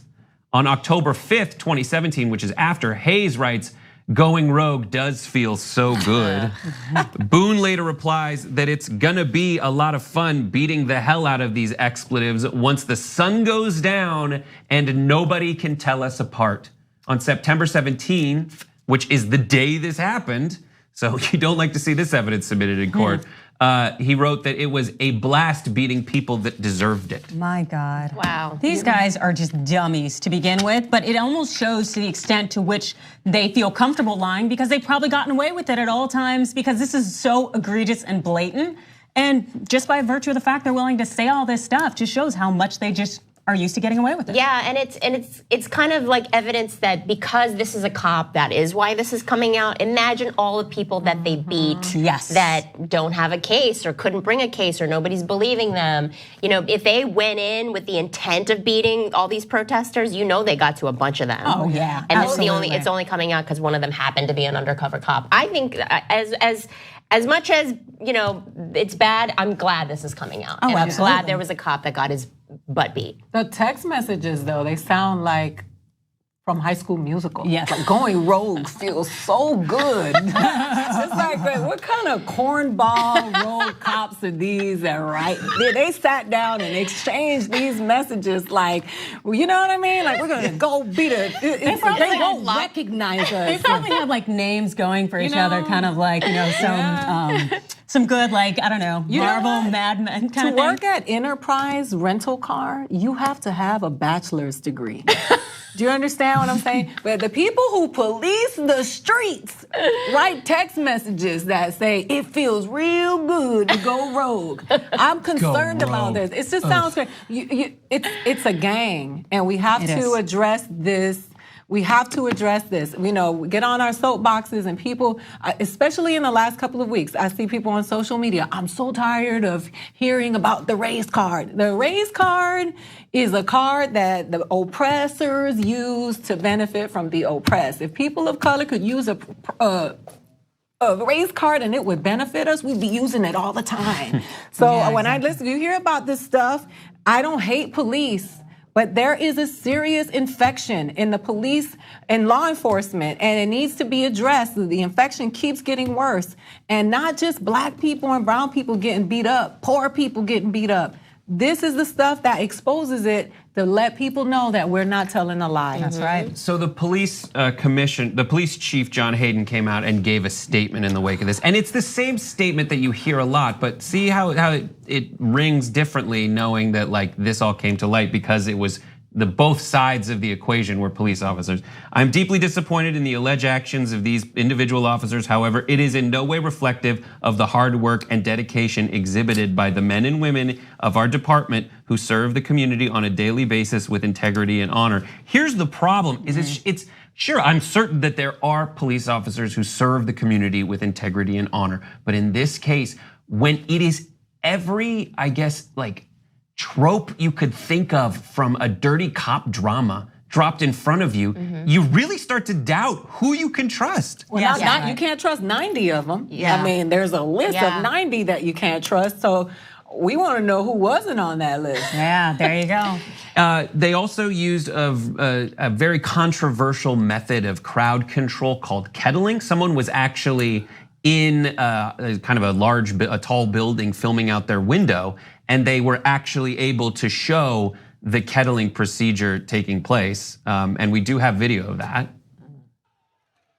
So as you can see, the police officers essentially form lines, and the kettling maneuver is to corral everybody into position. And in that situation, they can't exit. They can't go anywhere. So at the same time they're yelling, you need to disperse, they are preventing anyone from dispersing. Because then you have resisting. Yep, or if you try to get out of their little circle, yep. And it's fine if, it's not fine ever. Literally, there's a 6-year-old article I found today saying that everywhere this is used, it is deemed controversial. But it's very strange that in every situation it's used. Stuff like this, the police say, listen, we're just trying to control the crowd. But then you put that next to all these text messages of police saying, we're gonna beat the hell out of some people today. And maybe this is how they do it. They get it so they can't escape. And if anyone tries to, they just start beating on them. Yep. Yeah. And something I think that's really important that we should kind of bear in mind is the fact that these are federal charges brought by the US Attorney's Office. So this isn't at the state Missouri level. This is at that higher government level. And it's one of those things where you are supposed to have the US Attorney's Office performing an oversight role because it's kind of too corrupt at that local level. And so it's good that we have the US Attorney's Office there to kind of police this local law enforcement, but at the same time, we need to remember that there's probably no coincidence in the fact that this has been brought after Jeff Sessions is gone. Because to actually have to do the regulation that you need to bring these charges and go after the cops is something that it's what the US Attorney's Office is supposed to do, but it's not done as often as we would like it to be done. It can be very difficult and controversial at times. That's your Frodo right there. There you go. That's why I mentioned the Lord of the Rings earlier. Here's one little bit that was just a tiny little detail that was hilarious to me. The undercover officer is identified only by the initials LH. But then they said they went and searched for the age, gender, and initials, and they match only one officer, Luther Hall. Hall was working undercover, aiding both other officers in identifying criminal activity. So that brings two things to mind. One, you're trying to protect the guy, and you can't protect the guy. So good job there. And second, what is he doing there? I mean, he was there because he was trying to dig up dirt on the protesters, I'm Yes, he assuming, was. right? Yep. Like, he definitely wasn't there to protect the protesters. He was definitely there to like incite stuff or like cause problems or like, kind of rile them up so that they would be more easily arrested or whatever. And that's why I say just desserts. And also, it's actually pretty common to have an officer undercover in large protests or large events, just in case you hear something about, maybe other motives or bombs or something like that, so that they can develop the alliances and get the information they need. Well, hopefully this all gets out and the police that are in uniform are aware that, who knows which protester that you're trying to rough up might be undercover. Yes. All right, we're gonna move on to our next story, which also involves a case of, actually it's much worse actually. Let me start over. The Dallas police officer who killed Botham Shem-John when she thought she was entering her apartment, but actually was entering his apartment, has been indicted herself. Originally, they thought it was going to be a charge of manslaughter, but as the Dallas Star-Telegram reports, a former Dallas police officer who walked into an unarmed man's apartment on September 6th and shot him while wearing her police uniform has been indicted on a charge of murder. Amber Geiger, who it happened more than 2 months ago. Originally, they thought it was going to be manslaughter, but here is what the district attorney, Faith Johnson, said about why they went with murder. She said, Friday of the decision to elevate the charge to murder, we presented the evidence and explained the law. She said her office had a very spirited conversation with the Texas Rangers, the lead investigators in the case. They chose to file this case as manslaughter. We did our own investigation, she said. We thought it was murder all along, and they went with murder. So this is, you don't want to, given the circumstances, is this the next step that should be taken? She was off duty, right? That's correct, yes. She was still in uniform though. Yep. Well, and also kind of, I guess, to answer your question, the thought of whether this is the appropriate step, definitely murder's great. I think it's the right way to go, in part because that's where you look at intent. Did this person try to cause serious bodily injury or death? And her going there with her gun, shooting him twice, trying to get through the door, that really speaks to those elements as opposed to manslaughter, which just speaks more to recklessness. And it clearly wasn't that she was reckless and going to that man's apartment with a gun and shooting him. Here's the thing that makes me insane is that she just saw what she just saw a black man in what she thought was her apartment, and she immediately just went. And if you have less than perfect vision, they don't let you fly planes. So if you have less than perfect racist vision, you should not be allowed to own a gun, let alone be a cop. If your immediate reaction to seeing a black person anywhere is just to like shoot and ask questions later, why are you a cop? Why do you own a gun? It's insane, and it makes me crazy that you can't fly planes if you like wear glasses, but if you're like slightly racist in any way whatsoever, sure, here's a badge. See, I don't even believe her story. I don't believe her story one bit. And it changed, right? It changed over the course of the following days after this all went down. And she like parked her car on her level and then comes down. Like, it's like, please, you got caught in some kind of lie. I don't know what your motives are, but nah, man, I don't believe her. I've heard some things, and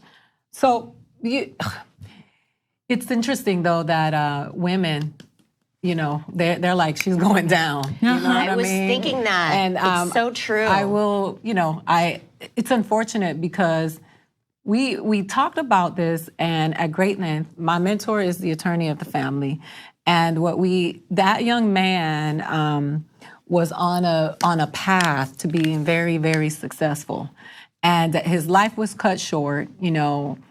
The story changed over and over again. The door was locked. The door wasn't locked. There was all kinds of things that seemed pretty fishy, but every step towards justice for people who are used to this. We are accustomed to, we've been trained on how to behave with law enforcement. We've been told, I have to tell my son, look down, don't look confrontational. You hear it over and over again ad nauseum. And we're gonna have to keep doing it until one of these things become the norm. Because this is just one out of how many, like in the last couple of weeks, 2 men have been murdered, and 2 of them were trying to keep other people from getting killed. They were trying to prevent shootings. And it's just become so normal. That's what's most disturbing to me. It's just become, I'm from Miami where they had the McDuffie Neville Johnson riots. Like, this has been going on for so long. It's part of my upbringing. It's the way my uncles were raised to not challenge the police, look the other way. It's part of who we are now. And that's a very sad statement about society. But going back to your point, I do think the reason why she is being charged with murder is because she is a female officer. Oh, I don't think so. I think it's because she fits the elements of it. And manslaughter, again, it's like just being reckless. But but I feel like male police officers do this. Oh, I agree with you. Daily. I agree with you on that. They don't even get indicted half the time, you know? And if they do get indicted, then it's for lesser charges and then they get acquitted. The fact that she's a female officer, I think, makes her, for whatever, because of sexism. To believe that she makes a mistake. And you know what? Not to excuse what she did, because that's not what anybody is saying here. But I think it's very interesting that she would take the fall where the man in Ferguson, even George Zimmerman, that. So we watch it. We expect police officers not to get in trouble. We expect it to just blow over. Laquan McDonald, everybody was like, wow. That really happened, because we're so used to it not happening. I mean, you can tell this was going to go down by virtue of the fact that she got fired. Shortly after her arrest. It's like they were cutting ties with her, in part because when you can't explain in a reasonable way how you ended up in this situation, it became one of those situations where they wanted to just cut her loose. And I do agree with you that because of her gender, it made it more likely that they'll cut her loose. But I think she is being fully prosecuted to the extent of the law because her elements meet that classification for the crime itself. But how crazy that's how high the bar has to be. You have to be in this person's house. That's the bar. Innocent, he's in his boxer shorts. He has no weapon. You're literally broke into his house and you shoot him, and that's okay. All right, we'll give you that one. We'll give you that one. The arresting affidavit, it goes, to not really paraphrase it that much, it says, the door was slightly ajar as she tried to use her key, which has an electronic chip. When she opened the door, she saw the interior was almost completely dark. She described seeing a large silhouette, and believing there was an intruder, she drew the firearm. And I love it how the neighbors attested, or they had given their statement saying, no, they heard her beating on the door. It's like, please, whatever she's doing, she's lying. And so I honestly think that in part, they're in a situation where they don't want more riots, they don't want more any kind of crazier upheaval. And so the fact that the elements meet this classification of the crime, they need to go forward and actually treat her as though she is an individual who committed this offense and pursue charges. And the thing is, it's not that it's not that big of a deal, but for manslaughter, you're looking at a 2-year minimum. For murder, it's a 5-year minimum.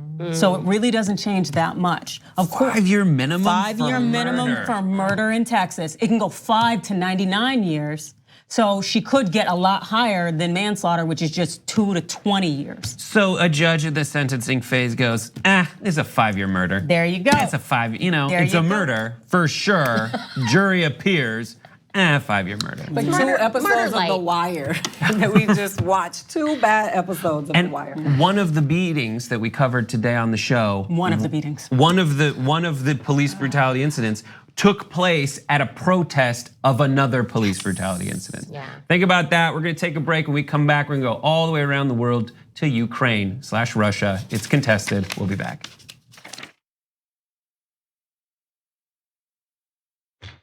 Hey everybody, welcome to TYT Classics episode 3. I've been on 2 of these. Why are you doing like a douchey CNN voice? This has been fun. Good night, everybody. All right, see ya. Why do I have a giant smile on my face the whole time? You're enjoying your life. I'm so excited. I'm like, all right, so I really don't give about this. I like to think that I'm a good person, but it's possible I've been a terrible person in the past, and I would like to earnestly go back and see if certain things I have said in the past have aged well. This video where you decided to call your boss a dick on like your 4th day at work. But see, this is exactly what TYT Classics is about. Can I just remind you that he started this video saying he's worried that what he used to say would get him in trouble. The great thing about this is I have no memory of it. Of course. None. I barely remember how I got here. You know what? If I run for office, they'd be like, look how much he's changed. No, he's only gotten old. And as soon as I said intellectual courage, I thought, oh, that's good. And then literally 3 seconds later, you're like, I don't know what you're talking about. But it's a good turn of praise. I didn't know what stress was back then. I really didn't. In fact, sometimes I would think to myself, am I really getting paid for this? So they're telling people, this is the punchline. Old lady's got something. I can hear the stereotypes coming already. Should I have said it? No. No. You've come a long way. Okay, here we go. When did you leave? When did you leave? Because those were good years. Just saying, you said the title, so you might get Alex Jones and have some things jumping up on your phone. No, I'm not looking at Grandma's butt. I'm not. Pause. All right, we're back. Jeez. Oh my God, the kiss I could stand, the sweaty palms. I've never seen a thirstier man in my life. Rick, this was fun. I wish I could say the same. There you go. That's how it's done. Should we end it now? I hope we already did.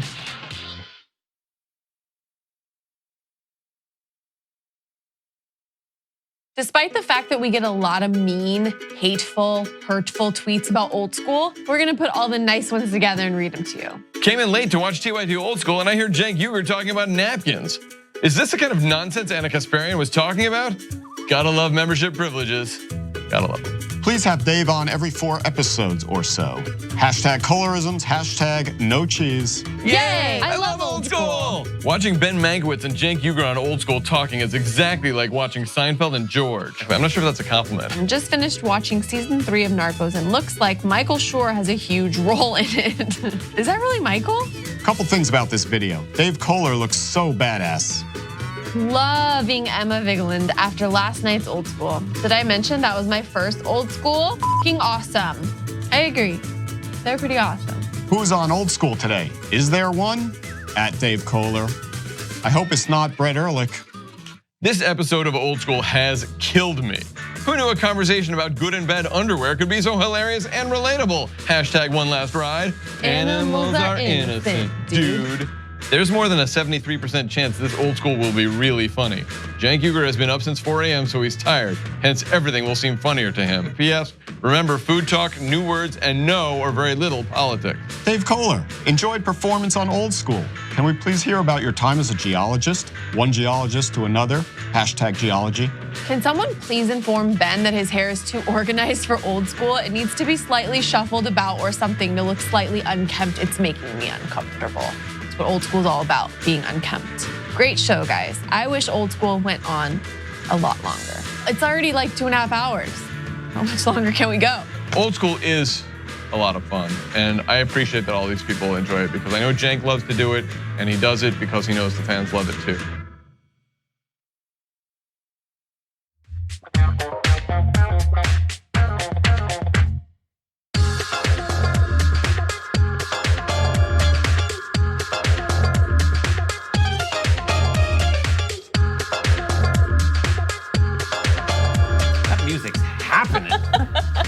Feel good. Welcome back. I've been talking about it for 2 days. I was like, we got some new soulful, flavorful music. Oh, wow. It's great. It's a good music for a Friday. Other good things for a Friday, your TYT Lives. These are the people from Twitter who tweet it with the hashtag TYT Live. Tesla, and then some weird binary code says, seems like we should make all black men honorary undercover detectives so that they are believed. That is really good. Amen. The Real Wombat One says maybe they charged her with murder because that'll be harder to prove and she'll be acquitted, question mark. I had thought the same thing. Oh, wow. Yep. How many people did they, that was The Real Wombat One. Deep Blue in Georgia, good job, Georgia, says how many people did they beat that didn't deserve it? And Super Chat Amanda Agwan said, I love Ida. You remind me of the auntie that's only strict because she genuinely knows you can do better and genuinely wants to see you do better. That's who I am. So good. That's who I am. Yep. We love the Super Chats. We love you. Remember, you go to TYT, shop TYT, order by December 5th. You get it by December 25th. Okay, we're gonna get into it. We don't have a ton of time, so we're moving on. We're going to the Ukraine-Russia incident. There's some weird stuff happening between Ukraine and Russia. That has been the case since essentially for a decade, but since 2014 when Russia annexed Ukraine.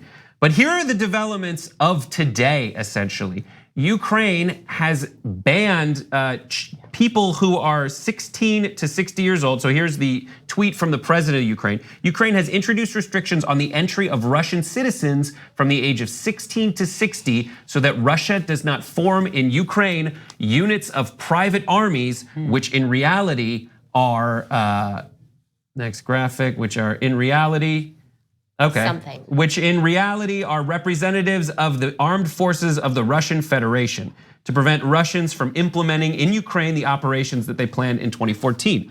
So this is what's happening.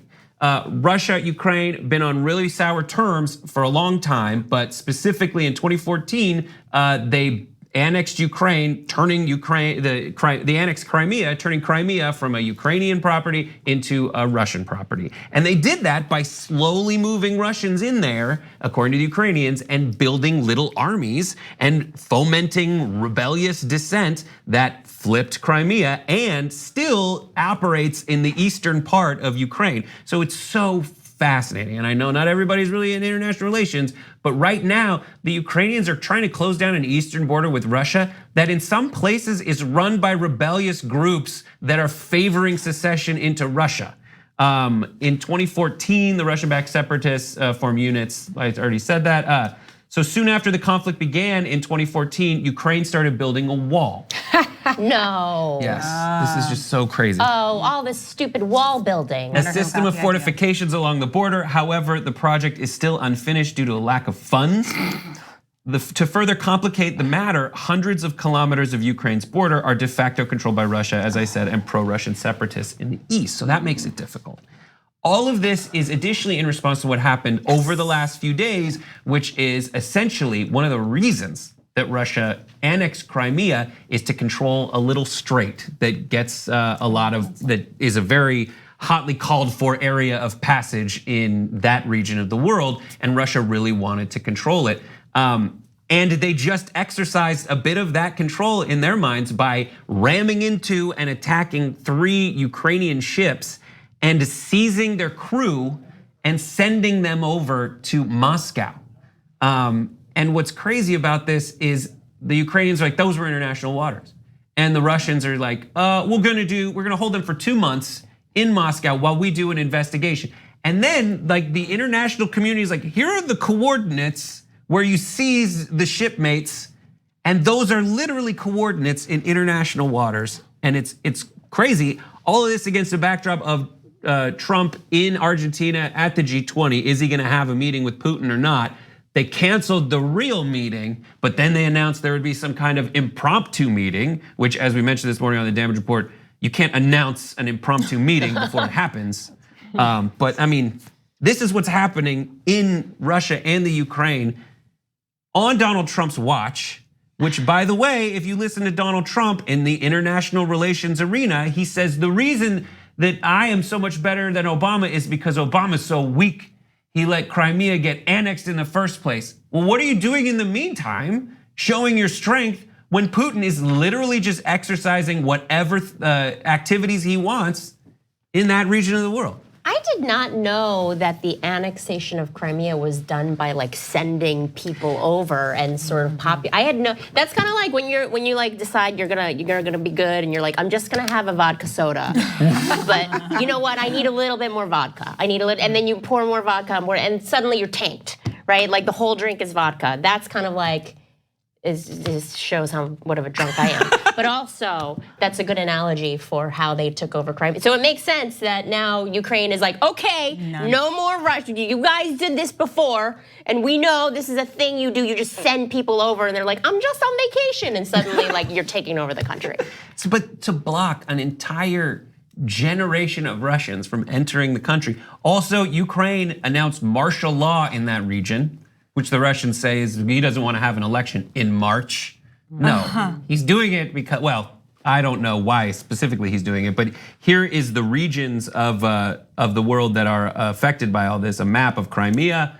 As you'll see, Crimea is in yellow. Russia has built a bridge recently across the Strait of Kerch, and that's where it all took place. The area in green is areas under Russian control because of sending men between 16 and 60 into Ukraine to foment dissent. You know what though? Today my theme is empathy. That's my theme, and I think it's very. It sounds like a familiar narrative that we hear. We don't want to let those people in because those people are criminals and they're coming here to take what's ours. Build that wall. You know, it's interesting how this tribalization and all of this operating and generalizations of people is really an infection. Again, here we go. This is my word again. Throughout the world, and it's just interesting to hear. That people feel that this specific group is that dangerous because that's what we hear all the time about brown people. You know what I mean? So perhaps it'll give somebody a little empathy, you know, and I'm all about you feeling it so you can understand what it feels like. Yeah. I kind of do. I appreciate what you're saying, and I kind of hope that people don't analogize it to what's going on just because Russia has this history of taking the land and taking the property from Ukraine and taking Crimea. And so it's like they have this history already and they've seen what Russia will do. So I could see why they're saying just no. And then also the fact that they're still holding the Ukrainian shipmen and they're gonna like, oh, we're just gonna hold them for 2 months after we seize this in international waters. It's completely, rogue? Yeah, but you know what I think about is that there are some Muslims who are ISIS and who are terrorists and when they take over places, but that doesn't mean that everybody who is, you know what I mean? So, look, I'm not creating I'm not trying to stand for the Russian way of, bullying them. I mean, we got our own Russian problems in America, so we feel you, Ukraine. Yeah, and Vladimir Putin is a bad MF. He really is. Like, he already was, but then did you see the video today of him high-fiving? Mohammed bin Salman. Oh man, they were you could tell they homies. That was easy He was homies. so proud. He was like, yeah, you killed a journalist. High five. Up here, brother. Like, it was so diabolical. Like, he should be a Marvel villain. And your boy, because I don't say his name anymore, come get your mans. Your boy is off in the corner saying, I want to be over there with them. Yeah. I want to play in that sandbox. You guys, we're gonna take a break. When we come back, we're gonna watch a little NRA TV. And then, is it Kofefe 2.0? We'll tell you after this. Go to my Twitter feed right now.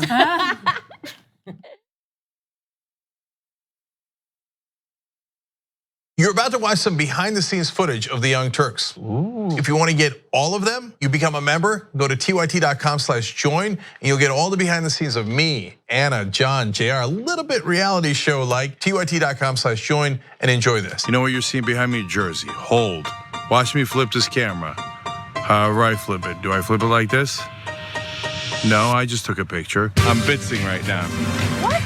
Behind the scenes. Oh, okay. For members? I don't have my face on. She doesn't have her face on, folks. Oh, that's JR's ass right there. You can't take 5 minutes off, can you? No, I can't, Johnny Pie. I said it was live stream, but I was lying. It's not a live stream. It's just for members. Bitsy, this is my cat. You know what his name is? Kiki Cat. Animals are innocent. Control room and the insanity is obviously there. Right now, as you can see, I'm directing or tech directing. I'm so happy to be here. This is what like a Labor Day beard looks like for Cenk. Man, you're a Young Turks viewer if you recognize me like this. Such a big fan. Oh, thank you. You are the one person in my life I would love to meet. What's going on, guys? This is a Bitsy or a BTS or behind the scenes with Hassan Piker, aka Woke Bay. Oh, hi. I didn't see you there. I have finished my show, The Damage Report, and now I get into a really awkward time of the day. When I'm sitting, the control room is right there, okay?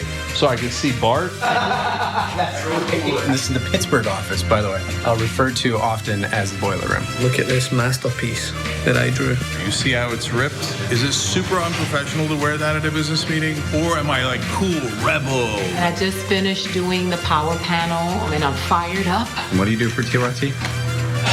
Not a whole lot. If you're frantically tweeting at us that something's broken, thank you, because I'm fixing it. And thank you for being a TYT member. Super last thing, because there's always got to be a super last thing. Oh, that was disastrous. This has been behind the scenes, behind the scenes.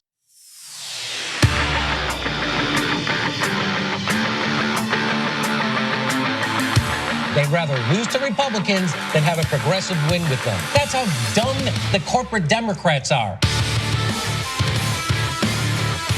It's the Democrats who lull you to sleep, and at the end of the day, they're the ones who push the right-wing agenda.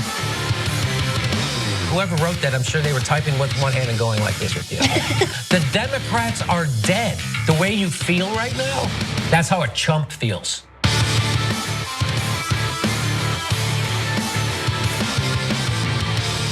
Do not freak out.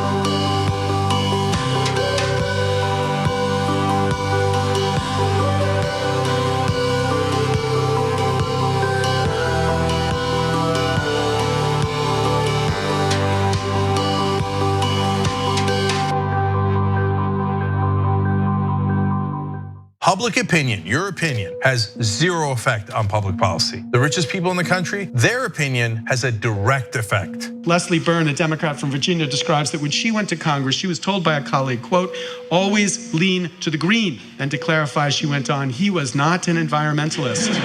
Our government actively serves the richest and the most powerful and turns its back on everyone else. Finally, end the corruption and get money out of politics and give us back our democracy.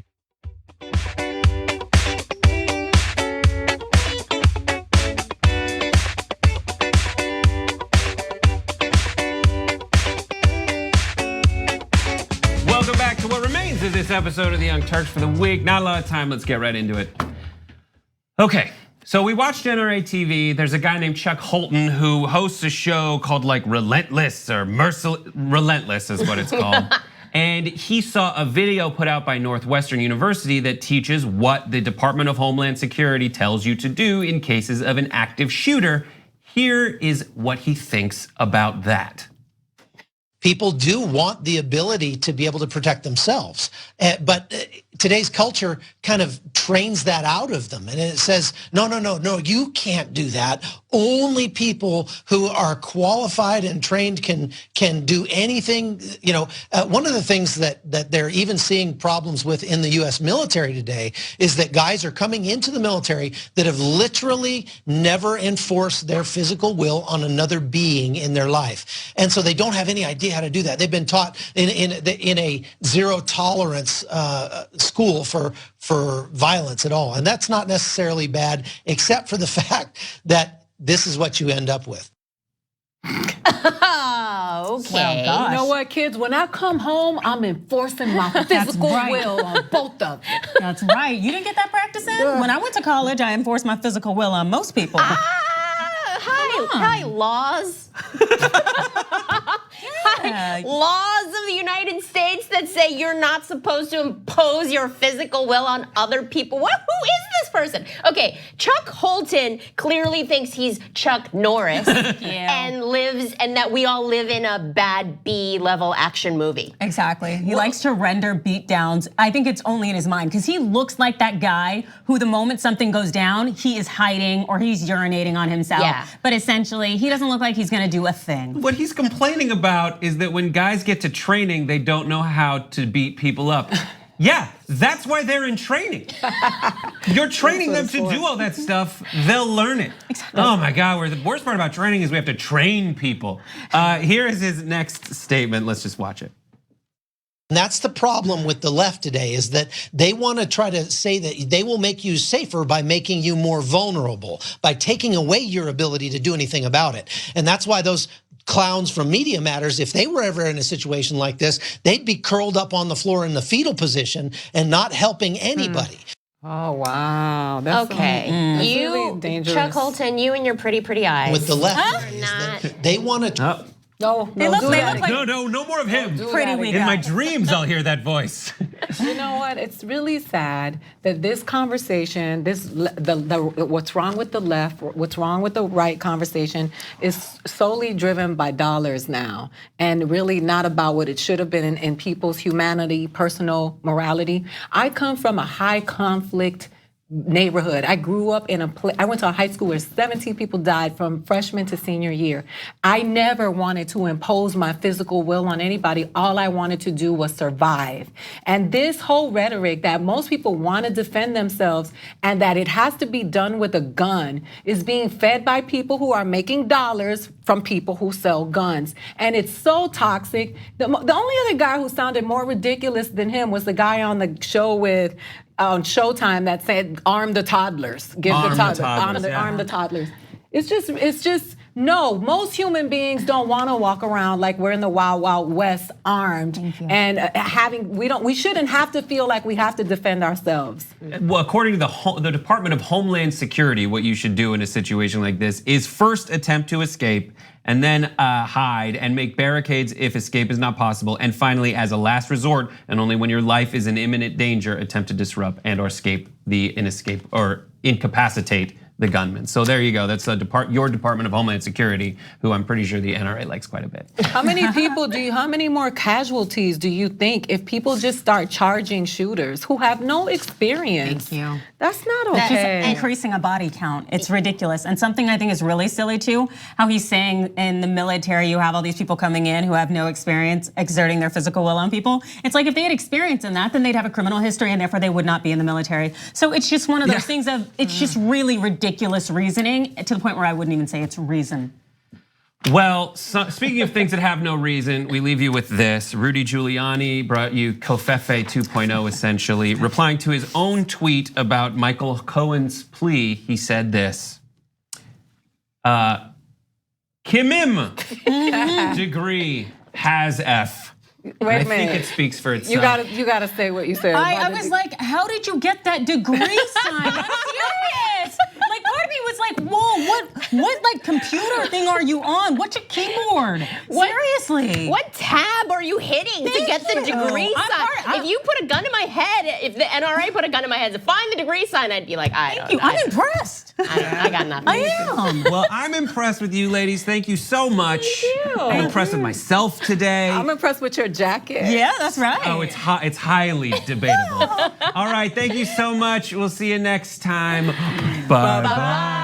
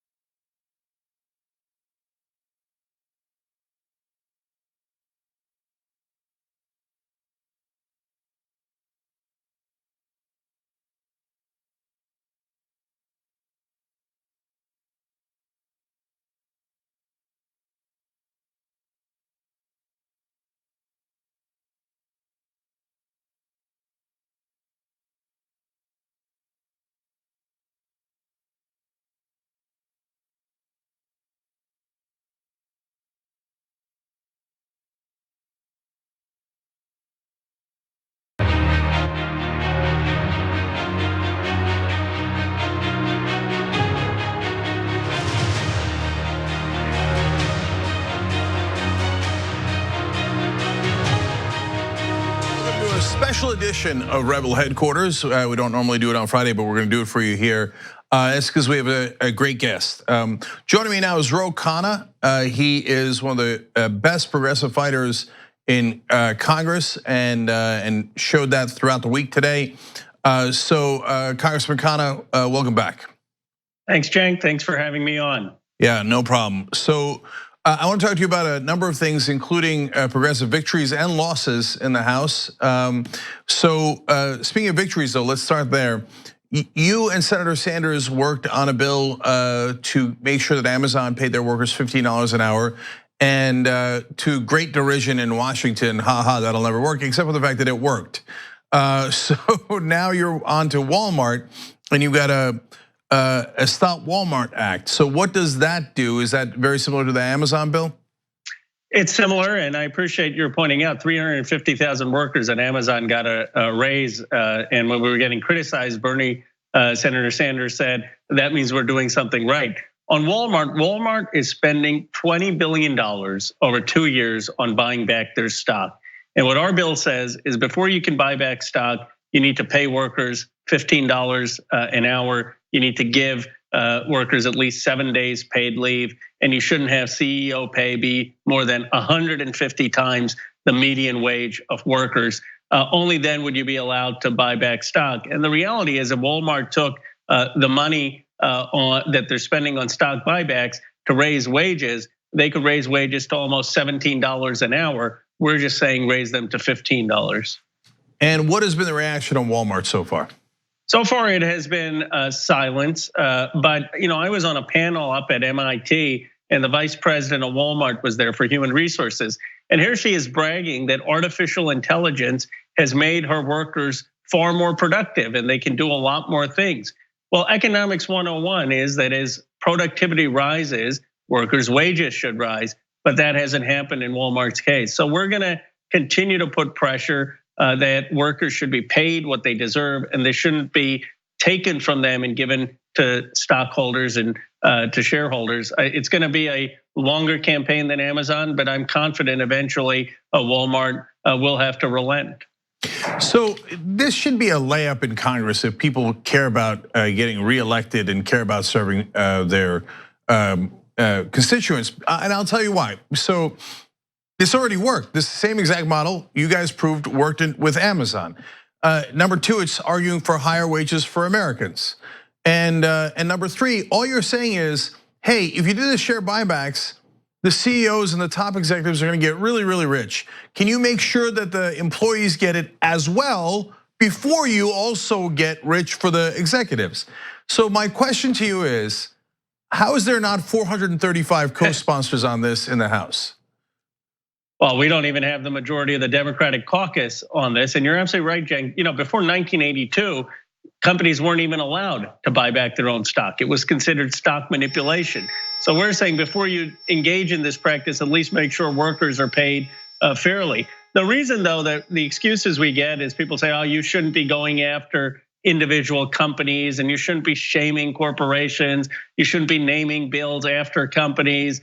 And really, people don't want to go after powerful companies or powerful executives. They rather just engage in policy. But what Senator Sanders gets, and what I believe, is we have to actually fight. That we have to fight these corporations and publicly call them out if we want to see a real change.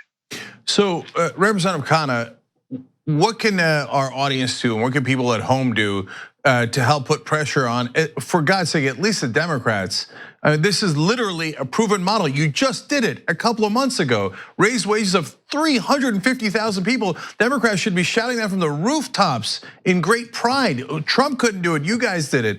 So how can we put pressure on Democrats to do this obvious bill? Well, let me just say that, House ethics rules prohibit me from encouraging any lobbying, but what I can say is people should look at the bill and they should speak about the principles of the bill and help raise awareness for what we're trying to do, which is help workers get the wage they deserve and not have that money go to stockholders who are already doing incredibly well. This is common sense. These are the types of things that will help us win back working class Americans, middle class Americans again. You know, it really is awareness though, because I actually did not know until you just said it that stock buybacks were illegal before 1982. I didn't know. Yeah, that. You know, there was Reagan appoints this person from Wall Street who takes over the SEC, and he changes the rules on stock buybacks. Before that, it was considered a form of stock manipulation, and very few companies did it. Now you've got the vast majority of profits going into this.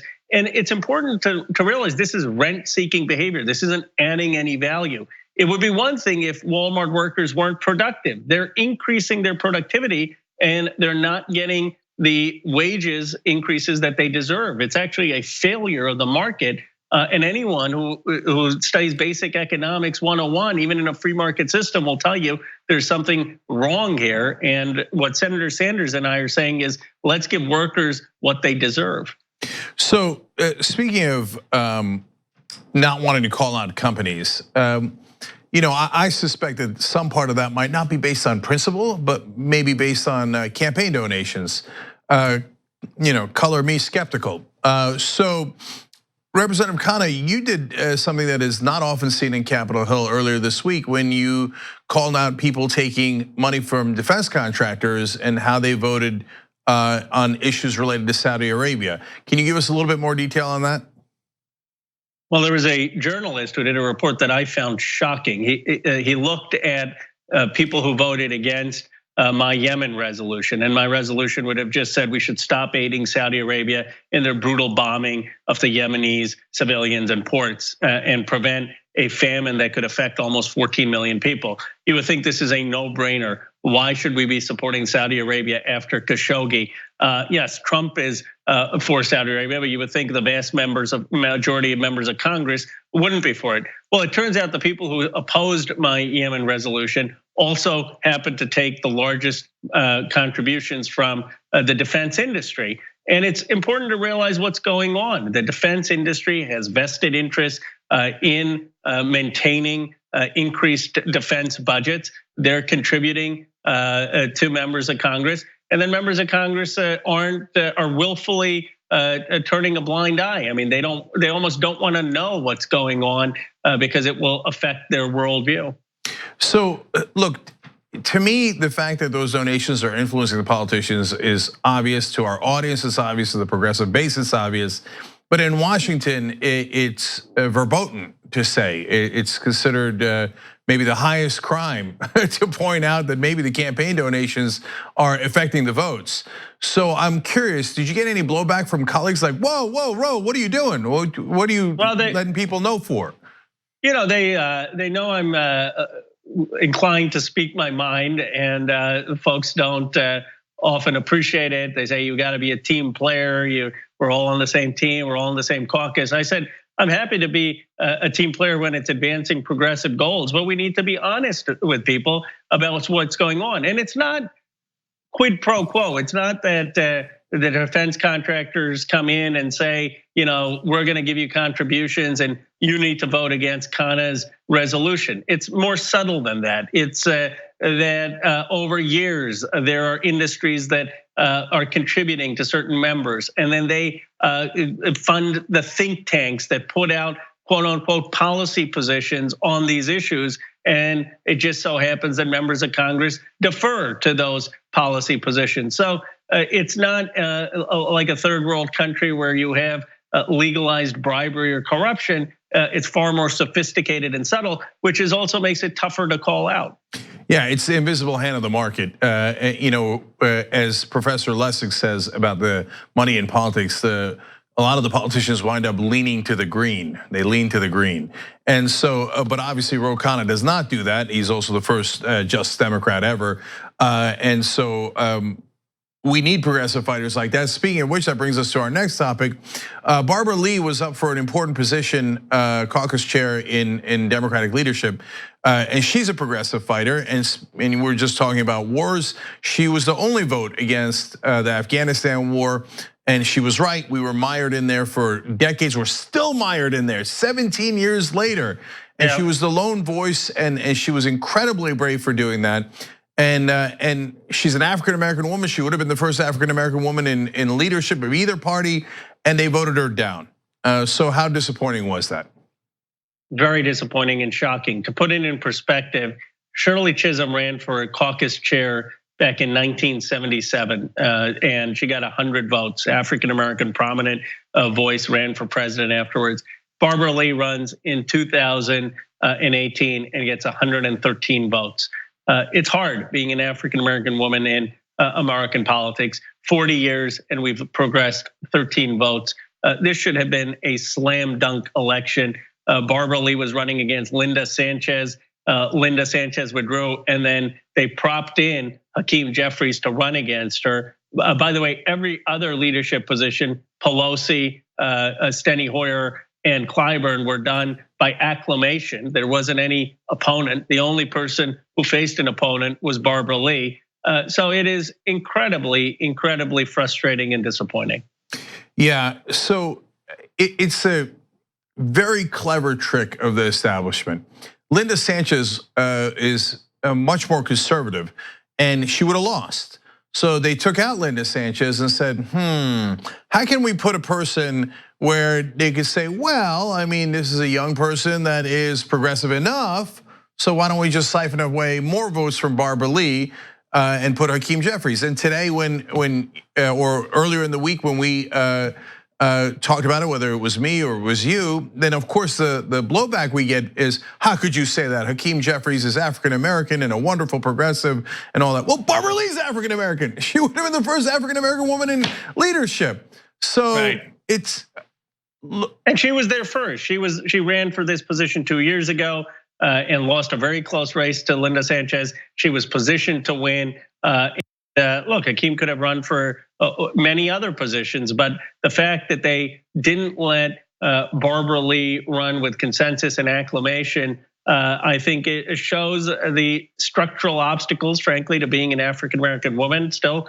in American politics. It shows the structural obstacles to being an outspoken progressive and the obstacles to being an outspoken critic of war. Barbara Lee, as I had tweeted out, is more worthy than all of those people who voted her down. It reminds me of Great Gatsby, the final line where he says about Gatsby's a better person than all the rest of them. And that's how I feel about Barbara Lee. She's towers over most of the other folks in Congress in terms of her moral clarity. And for her to be rejected is just insulting. Last thing here.